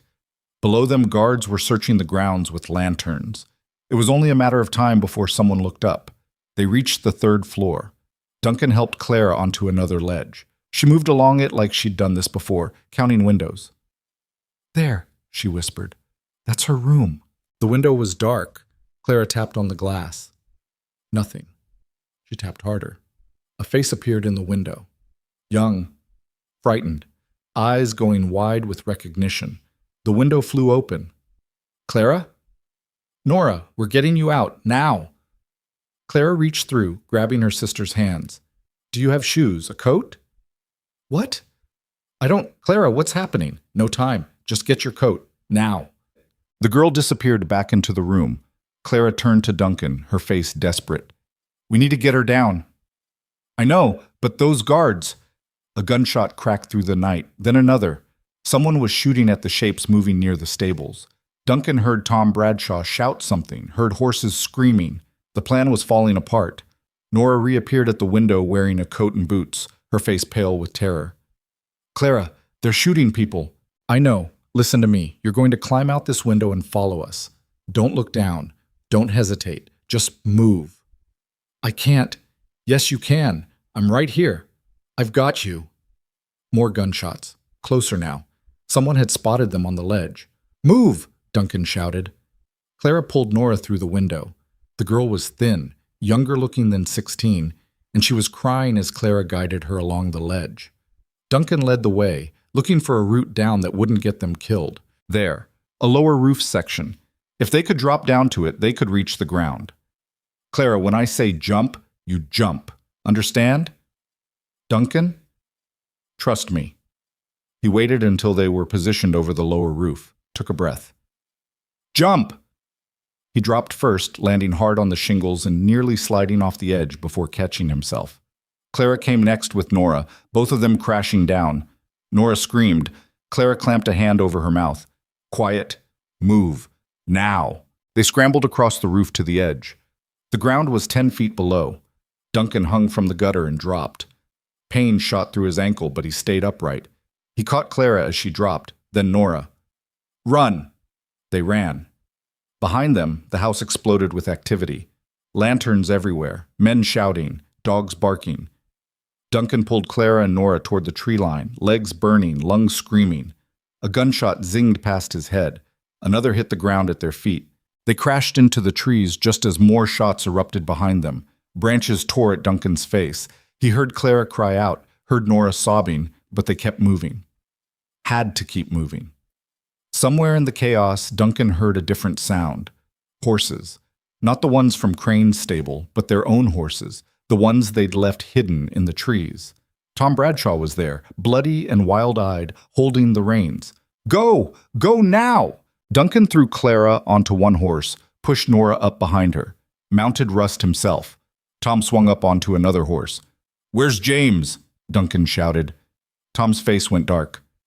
Didn't make it. They shot him. No time to process that, no time to grieve.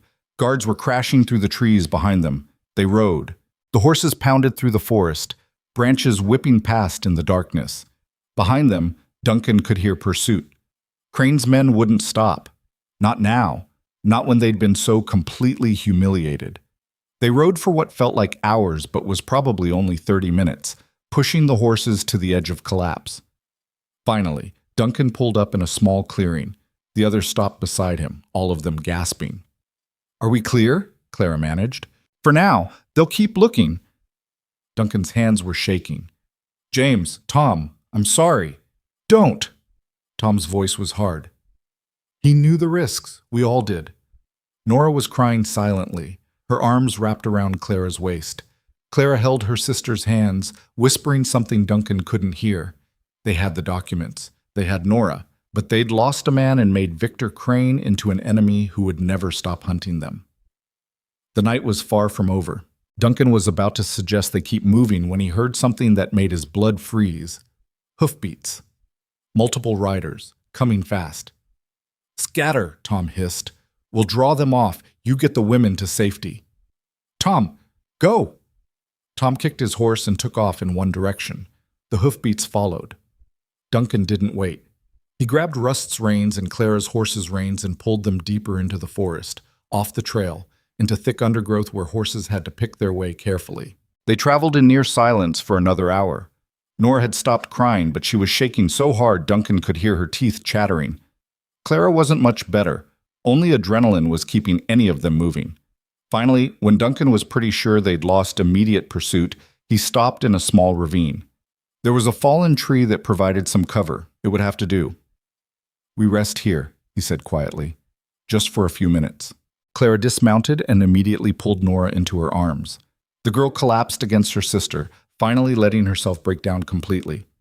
Clara held her, rocking slightly, making soft, reassuring sounds. Duncan kept watch, every sense straining for signs of pursuit. The forest was dark and full of shadows that could be men or could be nothing. His hand never left his knife. After a while, Nora's crying subsided to hiccups. Clara looked up at Duncan over her sister's head, and the gratitude and terror in her eyes made his chest ache. "We did it," she whispered. "We actually got her out. We're not safe yet." "I know, but we got her out." Clara pressed her face against Nora's hair. "That's something." It was something, but it had cost them. James was dead. Tom was out there somewhere, possibly caught or killed. The others scattered to the winds, and Victor Crane now knew exactly who had invaded his house and stolen his secrets. "What do we do now?" Nora asked quietly. She'd pulled back from Clara, wiping her face. "They'll come after us. Mr. Crane won't stop until—" "Marshal Pike," Clara said suddenly. "We need to find him." Duncan stared at her. "Pike? The man who came to drag you back to Crane? The man who said he follows the law. We have proof now, Duncan. Real proof. If we show him what Crane's been doing, if we show him these contracts and ledgers, he'll have to act. He's a federal marshal. He can override local authority. He can shut Crane down. Or he could arrest us for breaking into a private residence and stealing documents." "He could, but he won't." Claire's voice was stronger now, more certain. "I saw his face when he came to the lodge, when he told me I had to go back. He didn't like it. He was following orders because that's what he does, but he didn't like it. If we give him evidence of real crimes, federal crimes, he'll use it." Duncan wanted to argue, wanted to say it was too dangerous, that Pike couldn't be trusted. But looking at Clara's face, at the desperate hope there, he couldn't bring himself to crush it. "All right," he said, "we find Pike, but we do it carefully, no walking into another trap." They rested for another 10 minutes, then mounted up and started making their way back toward Iron Pass. The town would be dangerous, Crane's men would be everywhere, but Pike would still be at the station house. He was too methodical to abandon his post. The ride took 2 hours through back trails and creek beds where horses wouldn't leave tracks. By the time they reached the edge of Iron Pass, the sky was starting to lighten. Dawn was coming. Duncan left the horses hidden in a barn on the outskirts of town. They approached the station house on foot, staying to the shadows. The building was dark except for a single lamp in what Duncan knew was the marshal's office. Pike was still there. "Wait here," Duncan told Clara and Nora. "Let me talk to him first." "Duncan, if this goes wrong, you run. Take your sister and run." He pulled the documents from his coat and handed them to Clara. "Keep these safe." Before she could argue, Duncan walked up to the station house and knocked. The door opened almost immediately. Pike stood there, fully dressed despite the early hour, his hand near his gun. "Vane," he said. His face was unreadable. "I was wondering if you'd turn up. We need to talk. About harboring a fugitive? About breaking into Victor Crane's property and assaulting his men? About the evidence we found that proves Crane's been running a fraud scheme for years? About contracts designed to keep people trapped in permanent debt? About federal labor law violations?" Duncan met Pike's eyes. "You said you follow the law. Here's your chance to prove it." Pike was silent for a long moment. Then he stepped back from the door. "Come inside." Duncan hesitated. It could be a trap. Pike could have deputies waiting, but they were out of options. He turned and signaled to Clara. She emerged from the shadows with Nora, both of them looking terrified but determined. Pike's eyes widened slightly when he saw them. "Miss Boone? And this must be—" "My sister Nora," Clara said. "The one Victor Crane's been holding under illegal contract." Pike looked at Nora, really looked at her, taking in her thin frame, her haunted eyes, the fear radiating off her. Something shifted in his expression. "Come inside," he said again, quieter. "All of you." They filed into the station house. Pike closed the door and lit more lamps. In the light, Duncan could see how exhausted the marshal looked, like he hadn't slept either. "Show me what you found," Pike said. Clara laid out the documents on the desk, the original contract with its hidden clauses, the ledgers showing how Crane manipulated work hours and added fraudulent charges, letters from other victims, everything they'd risked their lives to steal. Pike read through it all in silence. His jaw got tighter with each page. When he finally looked up, his eyes were hard. "This is enough," he said. "This is enough to bring federal charges." Duncan felt relief wash through him so intensely it made him dizzy. "But," Pike continued, and Duncan's stomach dropped, "Crane will claim the documents were stolen, that they're inadmissible, and he'll have a point. You broke into his house." "He was keeping my sister prisoner," Clara interrupted. "He was exploiting her labor based on fraudulent contracts. That's not legal either." "I know, and that's what I'll put in my report, but we need more. We need testimony. We need other victims willing to come forward." Pike looked at Clara. "You said there were others, people Crane hurt. Can you get them to testify?" "Some of them," Clara said. "The ones who helped us tonight. They'll talk." "Then here's what's going to happen." Pike pulled out paper and started writing. "I'm issuing a federal hold on all labor contracts in Victor Crane's name pending investigation. That means Nora is released from obligation effective immediately. So is anyone else claiming debt bondage. I'm also requesting a federal agent from Denver to come investigate the contracts and Crane's business practices." "Will they come?" Duncan asked. "They will when they see this evidence." Pike kept writing. "In the meantime, you three are under federal protection. Crane can't touch you. Neither can local law enforcement if they're in his pocket." "And the breaking and entering charges?" Clara asked quietly. Pike looked at her. "What breaking and entering? As far as my report's concerned, you entered the property to retrieve Nora, who was being held against her will.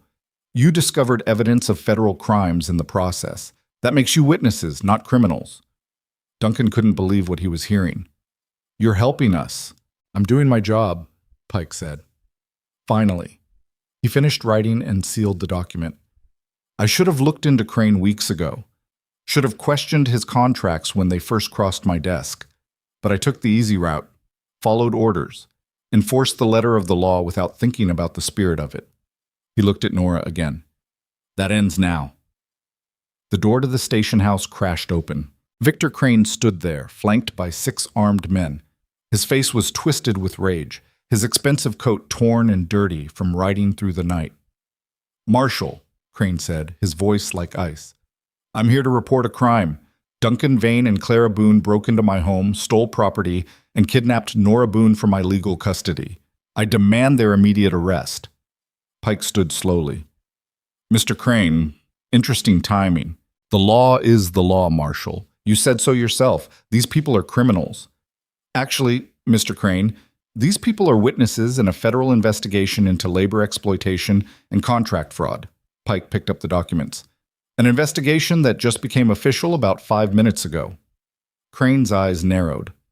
"What investigation?" "The one I'm conducting into your business practices. Seems there's evidence you've been using fraudulent contracts to keep workers in permanent debt. That's a federal crime.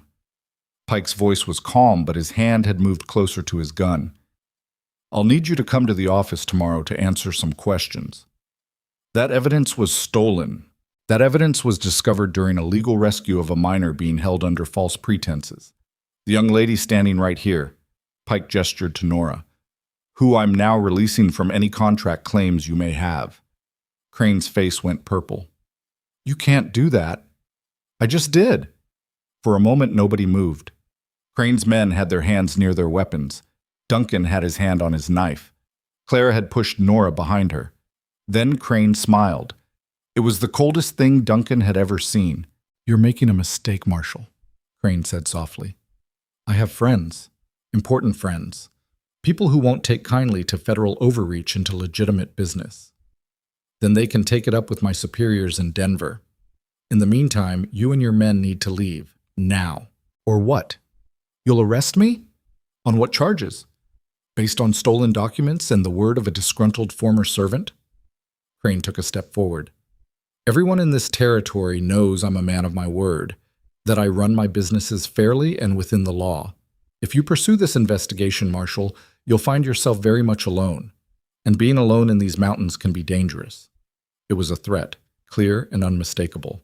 Pike's expression didn't change. Is that all, Mr. Crane? Crane held his stare for a long moment. Then he turned and walked out, his men following. But before he left, he looked back at Clara. This isn't over, he said, not by a long shot. The door slammed shut. In the silence that followed, Duncan realized his hands were shaking. They'd won. For now. But Crane was right about one thing.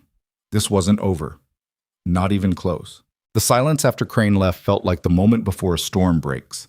Duncan stood by the window, watching Crane and his men ride away into the dawn light, knowing this was just the eye of the hurricane. Men like Victor Crane didn't accept defeat. They regrouped. They found new angles. They came back harder. We should move, Pike said, breaking the quiet. Crane won't attack a federal station directly, but there are other ways to apply pressure. I need to get you somewhere safe while I wait for Denver to send support. How long will that take? Clara asked. She still had her arms around Nora, who looked like she might collapse if her sister let go. 3 days at minimum, maybe a week if the weather turns. Pike moved to his desk and started gathering documents. There's a safe house in Millerton, federal property. Crane doesn't have reach there. Millerton's 2 days by wagon, Duncan said. That's 2 days exposed on the road. Crane could hit us anywhere along the route. You have a better idea? Duncan thought about his lodge. It was remote, defendable, and he knew the terrain better than anyone. But it was also the first place Crane would look. He thought about Ruth's boarding house, but that put her in danger. Thought about heading into the deep wilderness, but that meant exposing Clara and Nora to the elements with winter not yet finished. The old mining camp, he said finally, up near Copper Ridge, been abandoned for 3 years since the vein played out. Nobody goes up there anymore. I know the place. Pike frowned. It's isolated. No supplies. No support if things go wrong. But it's somewhere Crane won't think to look. At least not immediately. And I know a back trail that'll get us there without using the main roads. Duncan looked at Clara. It'll buy us time until Denver sends help. Clara met his eyes and nodded. Let's do it. They left the station house 20 minutes later. Pike had rustled up supplies. Food, blankets, ammunition. He gave Duncan a spare rifle and showed him how to load it properly. Duncan had hunted before but never expected to be hunting men. I'll send word to Denver immediately, Pike said as they prepared to leave. I'll also spread the story about the investigation. Make it public. That'll give Crane pause. He can't make you disappear if everyone knows the federal government is watching. Unless he decides he doesn't care, Duncan said. Then I'll arrest him myself. Pike's voice was hard. I should have done it years ago. I won't make that mistake again.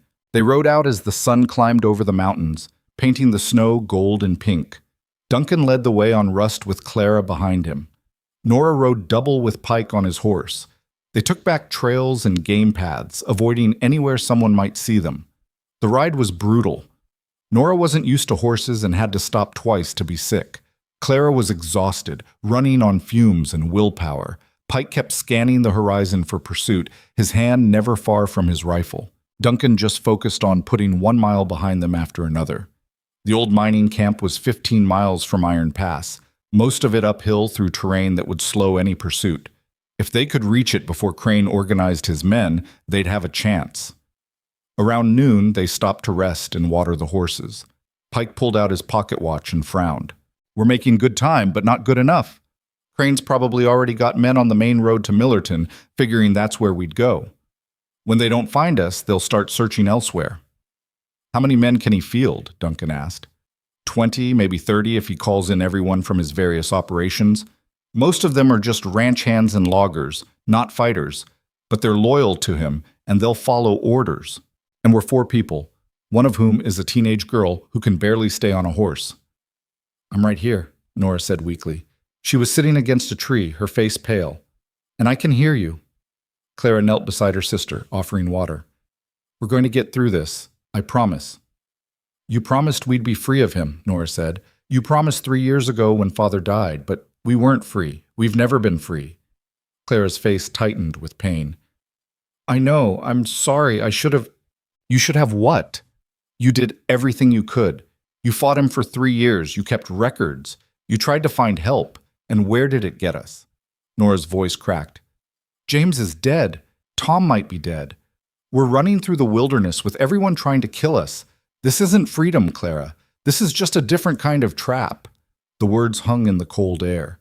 Clara looked like she'd been slapped. Duncan moved closer, crouching down to Nora's level. "You're right. This isn't freedom yet. But it's the path to it. And yeah, people have paid a price. James paid the ultimate price. But you know what the alternative was? You staying in that house, under Crane's control, for another 9 years minimum. Probably longer knowing how he operates. Is that what you wanted?" Nora's eyes filled with tears. "No." "Then we keep moving. We get to the camp.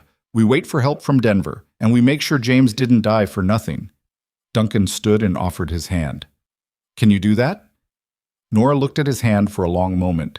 Then she took it and let him pull her to her feet. They rode for another 4 hours. The trail got steeper, the air thinner. Duncan's lungs burned with each breath. Behind him, Clara was coughing. Pike looked grim but determined. The old mining camp appeared around a bend like a ghost town. Wooden structures sagging under years of snow. Rusted equipment scattered everywhere. The main building, once the company office, still had walls and a roof, which was better than Duncan had hoped for. "This'll do," Pike said, dismounting. "Defensible. Good sight lines. Only one approach." They spent the next hour making the building habitable. Duncan cleared out debris and got a fire going in the old stove. Clara and Nora gathered what dry wood they could find. Pike positioned himself where he could watch the trail. By nightfall, they had something resembling shelter. Not comfortable, but better than freezing to death outside. They ate a cold dinner, hardtack and jerky, and tried to rest. Duncan took the first watch. He sat by the window with the rifle across his knees, staring out at the darkness. The mountains were beautiful at night when you weren't worried about men with guns coming to kill you. Right now, they just looked vast and indifferent. Clara came and sat beside him, wrapped in a blanket. "Can't sleep?" "Should be asking you that. I'm too wired to sleep. Every time I close my eyes, I see Crane's face, or James falling, or—" She stopped. "Thank you for what you said to Nora earlier. She's scared. She's got a right to be. She's also 16 and has been through hell. I sometimes forget how young she is, how much she's lost." Clara pulled the blanket tighter. "When our mother died, Nora was only 9. I tried to be both sister and mother to her, but I wasn't good at it. And then Father started drinking and gambling, and I had to be the adult for both of them. I was 18 years old and suddenly responsible for keeping our family from falling apart completely. That's too much weight for anyone to carry. I didn't have a choice. Someone had to hold things together." Claire's voice was bitter. "But I failed anyway. Father gambled away everything, got us trapped in debt to Crane, died and left us to pay for his mistakes. And I spent 3 years working myself to exhaustion trying to save us, only to end up right here, running for our lives." Duncan was quiet for a moment. Then he said, "You know what I see when I look at you? I see someone who's been fighting impossible odds for years and refuses to quit. Someone who stood up to a man who had all the power and said no anyway. Someone who risked everything to save her sister. That's not failure, Clara. That's courage." Clara's eyes were bright with unshed tears. "James is dead because of me. Tom might be too." All those people who helped us, they're in danger now because I asked them to be. No, they're in danger because Victor Crane is a monster who's been hurting people for years. You didn't create that situation. You just had the guts to fight back against it. Duncan shifted to face her. And James knew the risks. So did Tom. So did everyone who helped. They made their choice the same way you made yours. Don't dishonor their sacrifice by calling it your fault. A tear slid down Clara's cheek, then another. She wiped at them angrily. I'm so tired of being strong. I'm so tired of fighting. I know. Everyone expects me to have answers, to know what to do, but I don't. I'm just making it up as I go and hoping I don't get everyone killed. Welcome to being human, Duncan said. Nobody knows what they're doing. We're all just stumbling forward and hoping for the best. Clara laughed, sharp and wet. That's supposed to be comforting? It's supposed to be honest. Duncan reached out and took her hand. You're not alone in this anymore. That's the difference. You've got Pike. You've got the people from town who are willing to testify. You've got me. We're all stumbling forward together. Clara squeezed his hand, holding on like it was the only solid thing in a world that kept shifting. They sat like that for a while, watching the darkness, listening to the wind. Finally, Clara spoke again, quieter. When this is over, if we survive, what happens to us? What do you want to happen? I don't know. I've been so focused on escape that I haven't thought about what comes after. She looked at him. What about you? Will you go back to your lodge? Back to your solitude? Duncan thought about that. Thought about 7 years of isolation, of grief and guilt and emptiness. Thought about how Clara had crashed into his life and cracked all that open. I don't think I can go back to that, he said honestly. Not after this, not after... He stopped, searching for words. You asked me once why I helped you, back at the station. I gave you an answer, but it wasn't the whole truth. What is the whole truth? The whole truth is that I've been dead inside for 7 years, going through motions, existing but not living. And when I saw you standing there in the snow, refusing to break, something in me woke up, something I thought I'd buried with Sarah. Duncan's throat was tight. You made me remember what it feels like to care about something, to fight for something, to be alive. Clara's breath caught. Duncan, I'm not asking for anything, he said quickly. I'm just telling you the truth. Whatever happens after this, I'm grateful I stopped at that station. I'm grateful I didn't walk away. Clara leaned forward and kissed him, soft and brief and tasting like tears and smoke. When she pulled back, her eyes were searching his face. I'm grateful too, she whispered. They sat together in the darkness, holding hands, watching for danger. And for the first time in years, Duncan didn't feel alone. The attack came 2 days later. They'd almost started to relax. Pike had sent word to Denver through a passing freight hauler. Food was holding out. Nora was recovering some strength. Clara had even smiled a few times. Then Duncan heard horses on the trail. Pike, he called. We've got company. Pike was at the window in seconds, rifle ready. How many? Can't tell. At least 6, maybe more. Crane's men? Has to be. Clara grabbed Nora and pulled her toward the back of the building where they'd prepared a hiding spot among old mining equipment. Stay down. Don't move unless we tell you. The riders came into view. 8 men, all armed, led by someone Duncan recognized from the ranch. One of Crane's foremen, a big man named William, who'd been standing guard the night they broke in. Duncan Vane, William called out. Marshal Pike, we know you're in there. Pike moved to the door but stayed behind cover. State your business. Our business is with the women. Mr. Crane wants them returned. You hand them over, we leave peaceful. You don't. We come in and take them. The women are under federal protection. You try to take them, you're committing a federal crime. William laughed. Federal protection. That's rich. You're one man, Marshal, with 1 rifle. We're 8 men with enough firepower to bring this whole building down around your ears. How's your federal protection looking now? Pike didn't respond. He looked at Duncan, and Duncan saw the calculation in his eyes. They were outgunned and outnumbered. If it came to a fight, they'd lose. There's a back way out, Duncan whispered. Through the old mine shaft. Comes out about a 1/4 mile from here. You and the women go. I'll hold them off. That's suicide, Pike said flatly. It's the only play we've got. Duncan, no! Clara had heard the exchange. We're not leaving you. You don't have a choice. Duncan checked his rifle, making sure it was loaded. I know this terrain. I can hold them off long enough for you to get clear. Then I'll slip out the back and meet you. You'll get yourself killed. Maybe, but at least you'll be alive. Duncan looked at her, memorizing her face. Get your sister somewhere safe. Make sure Crane pays for what he's done. That's what matters. You matter, Clara said, her voice breaking. Then don't let me die for nothing. Go. Pike grabbed Clara's arm. He's right. We need to move now. Clara resisted, trying to pull free. Duncan, go, Duncan shouted, then softer. Please. I need to know you're safe. Pike was already pulling Clara and Nora toward the back of the building. Clara looked back once, her face twisted with anguish. Then they were gone. Disappeared into the darkness of the old mine shaft. Duncan turned back to the window. William and his men had dismounted and were spreading out, preparing to rush the building. Last chance, Vane, William called. Send out the women. Duncan fired a shot over their heads. The men dove for cover. I guess that's a no, William shouted.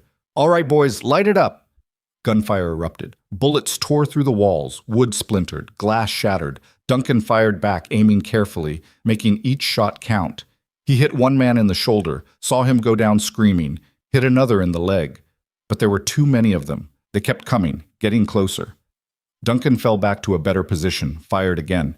The rifle clicked empty. He grabbed the spare ammunition Pike had left, started reloading. His hands were shaking. Outside, the men were at the walls now, trying to find a way in. Something crashed through the window. A bottle with a rag stuffed in the top, flames already climbing. Fire. They were going to burn him out. Duncan smashed the bottle before it could spread, but two more came through other windows. Flames caught on the dry wood. Smoke filled the room. Duncan knew he had seconds before the whole building became an inferno. He fired 3 more shots to keep the men back, then ran for the mine shaft entrance. Behind him, the building was fully ablaze now, flames climbing to the ceiling. Smoke choked him. Heat seared his back. He dove into the mine shaft just as part of the roof collapsed. The shaft was dark and narrow, barely tall enough to run through hunched over. Duncan could hear Clara and Pike ahead, their footsteps echoing. He pushed himself forward, lungs burning, eyes streaming from the smoke he'd inhaled. Behind him, he heard men entering the building, heard them discover the mine shaft, heard William shout orders to follow. Duncan ran harder. The shaft seemed to go on forever, twisting through the mountain. His shoulders scraped the walls. His head hit low-hanging beams, but he kept moving because stopping meant dying. Finally, he saw light ahead. The exit. Clara and Pike were there, Pike with his rifle ready, Clara holding Nora. Duncan burst out of the shaft and nearly collapsed. Pike caught him, pulled him away from the entrance. How many behind you? Pike asked. Don't know. At least 3. Maybe more. Can we collapse the shaft? Duncan looked around desperately. The exit was reinforced with old timber supports, but they were rotted. If they could knock them out... There, he said, pointing to a key support beam. If we can bring that down, the whole thing will cave in. Do it! Duncan grabbed a fallen branch and started hammering at the beam. Pike joined him. Behind them, they could hear the men getting closer in the shaft. The beam cracked again. Then with a groan that sounded like the mountain itself was protesting, it gave way. The shaft entrance collapsed in a roar of rock and dust. Men screamed inside, cut off suddenly as tons of stone buried the passage. Silence fell. Duncan stood there gasping, covered in dust and blood, barely able to believe they were alive. We need to keep moving, Pike said. If William survived that, he'll find another way around. And there are still men at the camp who didn't follow us in. They moved as fast as they could through the forest, putting distance between themselves and the collapsed mine. Nora was crying silently. Clara looked shell-shocked. Duncan felt like his entire body was one big bruise. They walked for 3 hours before Pike finally called a halt in a small clearing. We rest here for 10 minutes, then we push for Millerton. Millerton's still a full day away, Duncan said. Then we'd better hope Crane's men need time to regroup. They sat in exhausted silence, too tired even to talk. Duncan checked himself for injuries and found a dozen small cuts and one deep gash on his shoulder he hadn't noticed. Clara saw it and moved to help, tearing strips from her dress to bandage it. That was the stupidest brave thing I've ever seen, she said as she worked. Couldn't let them take you. You almost died. But I didn't. Duncan caught her hand. We're all still here. That's what matters. A branch snapped behind them. Everyone froze. Pike had his rifle up in an instant. Duncan grabbed Clara and pushed her behind him. Tom Bradshaw stepped out of the trees looking like he'd been through a war. His clothes were torn. His face was bruised, but he was alive. "Tom," Clara gasped. "We thought that I was dead?" "Nearly was." Tom limped closer, favoring his left leg. "Crane's men caught me that first night. Beat me pretty good, but I got away while they were distracted by what happened at the ranch." He looked at their shocked faces. "I've been tracking you for 2 days trying to catch up. Saw the smoke from the camp. Figured you'd gone through the mine." "How many men does Crane still have?" Pike asked. "Most of them. William lost 3 men in the shaft collapse, but Crane's got maybe 20 more scattered around looking for you.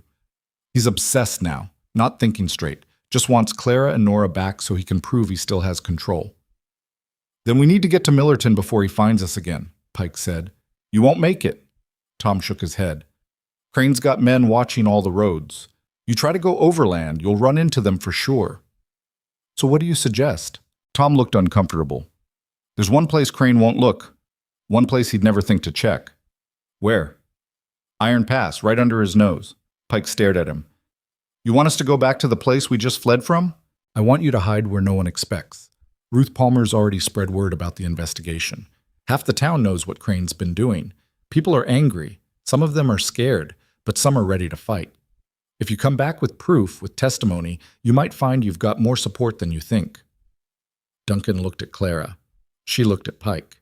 They were all thinking the same thing. It was crazy. It was dangerous. It was exactly the kind of stupid plan that might actually work. "All right," Pike said finally. "We go back to Iron Pass, but we do it smart. We send word ahead. We make sure we've got people we can trust waiting." "I can do that," Tom said. "I'll go ahead, talk to Ruth and the others. You follow tomorrow when things have calmed down." They spent the night in the forest, taking turns on watch. When dawn came, Tom left to make preparations. The rest of them waited, cold and tired and scared, but also feeling something else. Hope. The ride back to Iron Pass took most of the next day. They came in after dark, using the same back trails they'd used to leave. Tom met them at Ruth Palmer's boarding house, and the basement was already full of people. Not just the ones who'd helped before, others too. Shopkeepers. Farmers. Workers from Crane's own operations who'd finally had enough. 20 people crowded into that small space, all of them looking at Duncan and Clara and Pike like they were bringing salvation. "Tell them," Ruth said to Clara. "Tell them what you found." Clara stood up, still wearing Duncan's oversized clothes, still looking exhausted and afraid. But her voice was steady as she laid out everything. The contracts, the fraud, the years of exploitation, the federal investigation Pike had opened. When she finished, the room was silent. Then one man spoke up. "I worked for Crane for 5 years. He cheated me out of wages. Fired me when I complained. Blacklisted me so I couldn't find work." He looked around at the others. "If the federal government's finally doing something about it, I'll testify. I'll tell them everything." "Me too," someone else said. Then another voice. Then another. Pike was taking notes, getting names and stories, building a case that even Crane's money and influence couldn't fight. "This is good," Pike said. "This is enough. When Denver sends their investigator, we'll have dozens of witnesses. Crane won't be able to silence all of you." "What about now?" Ruth asked.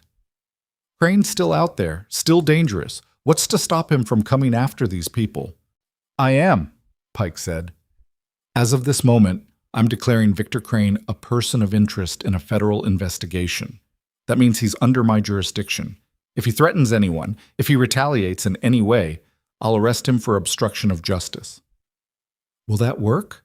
Clara asked quietly. "It'll have to." Pike looked around the room. "We've come this far.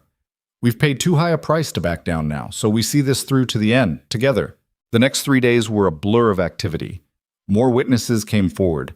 Pike took statements and gathered evidence. The telegraph lines burned with messages between Iron Pass and Denver.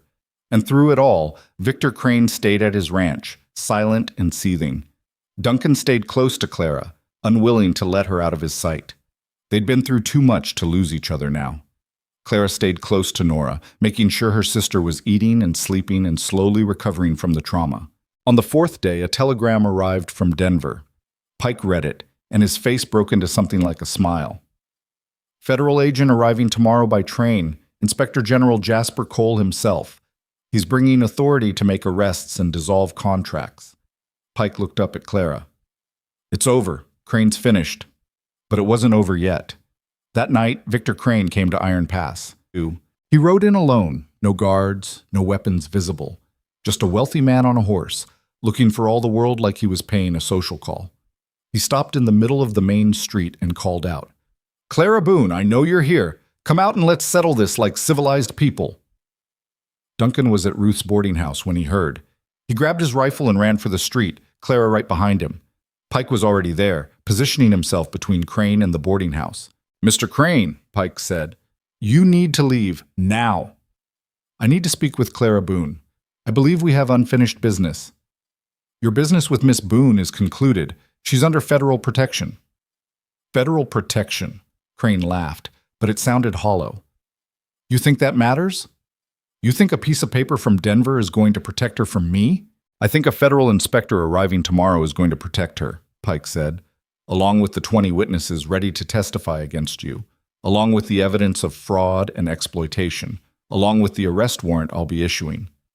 Crane's face went very still. Arrest warrant.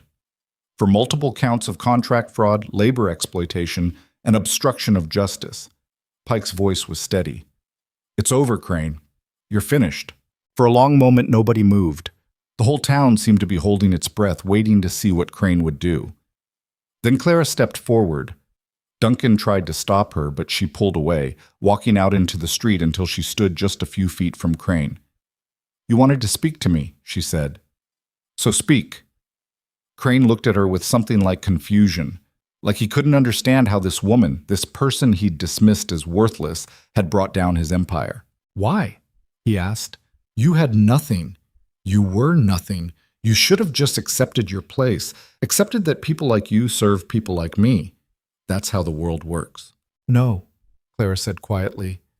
"That's how you wanted the world to work. But the real world doesn't belong to men like you. It belongs to everyone.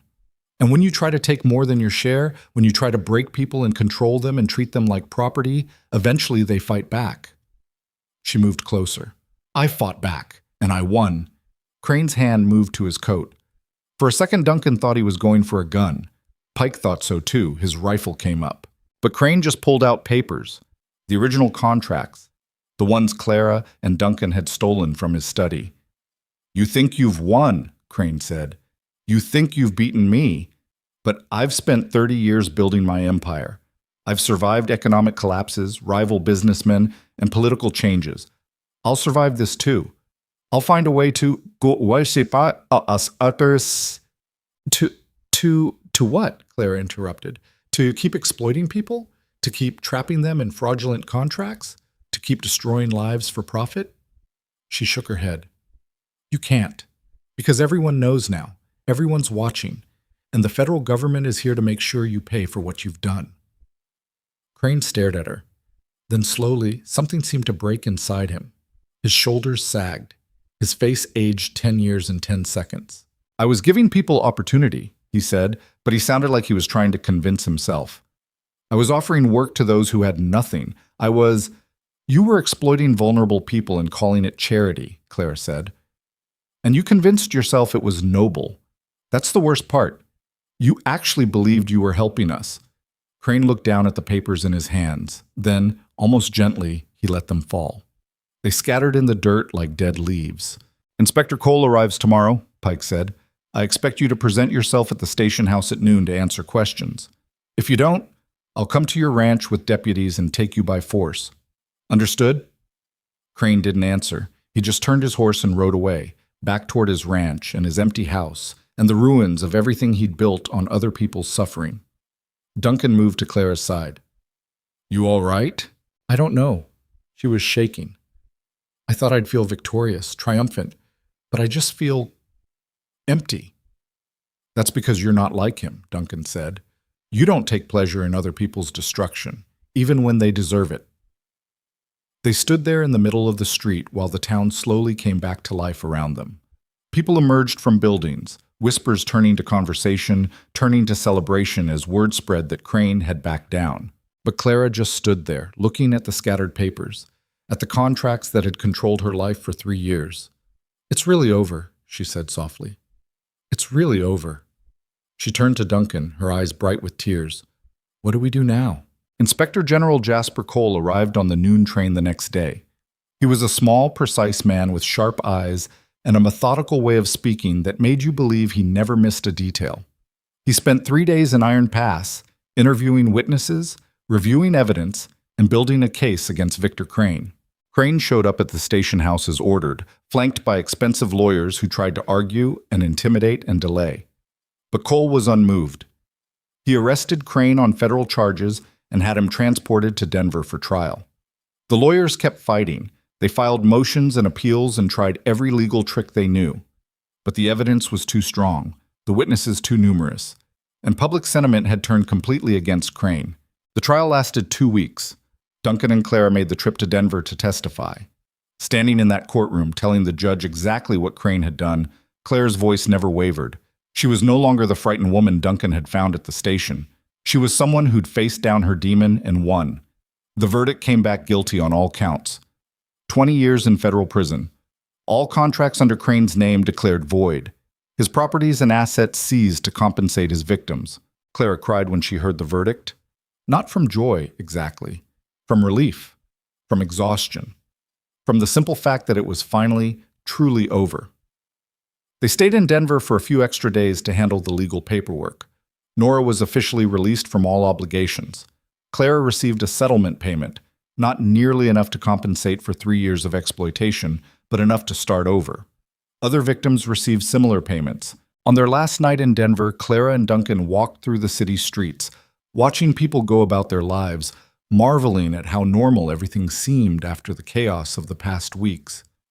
"I keep thinking I'm going to wake up," Clara said, "that this is all a dream, and I'll be back in Crane's house, scrubbing floors and counting the days until my contract is up."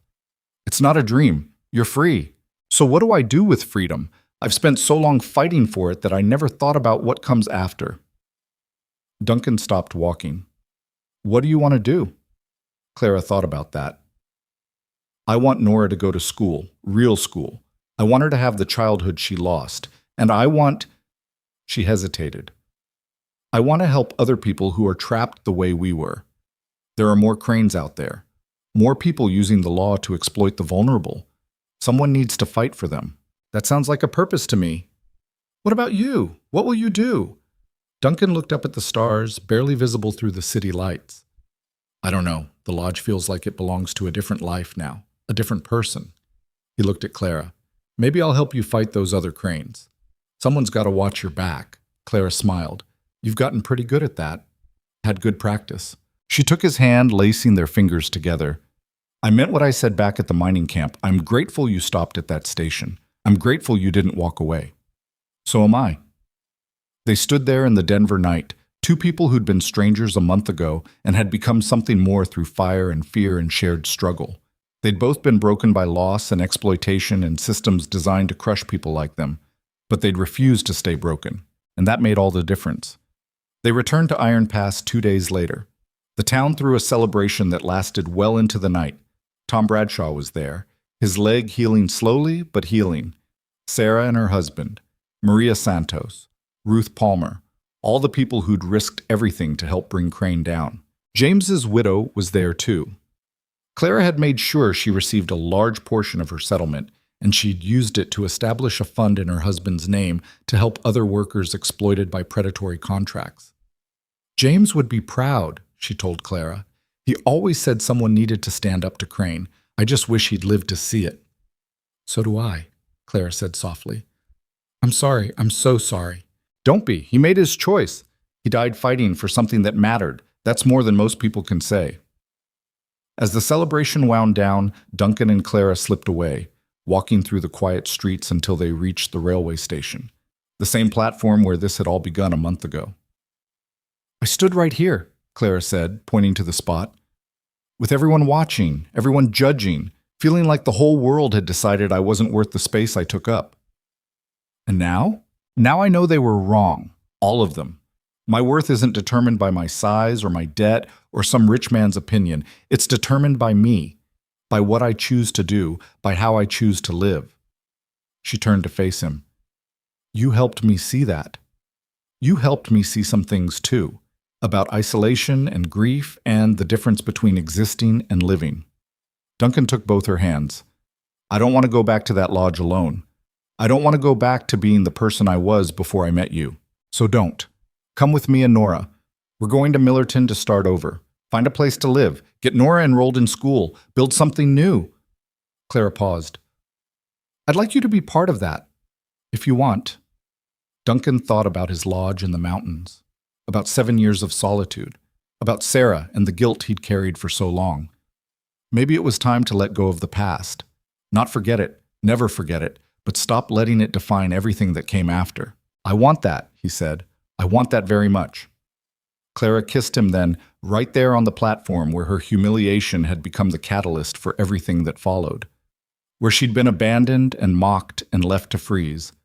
Where Duncan Vane had stopped when everyone else walked away.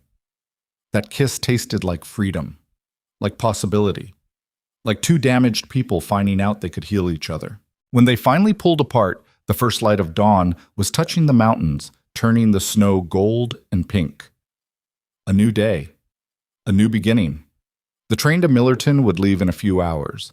They'd be on it, along with Nora and their few belongings and their plans for the future. The future was uncertain, it always was, but they'd face it together. Behind them, Iron Pass Station stood quiet and empty, bearing witness to the transformation that had started there. A woman had been left like unwanted cargo. A man had refused to walk away. And together they'd torn down an empire built on cruelty. People would talk about what happened here for years. The story would spread to other territories, other towns, other places where powerful men thought they could exploit the vulnerable without consequence. And some of those people would hear the story and decide to fight back, to stand up, to refuse to accept that the world belonged only to those who already had power. Clara Boone had changed more than her own life that day at the station. She'd changed what was possible. She'd proven that dignity wasn't something other people could take away.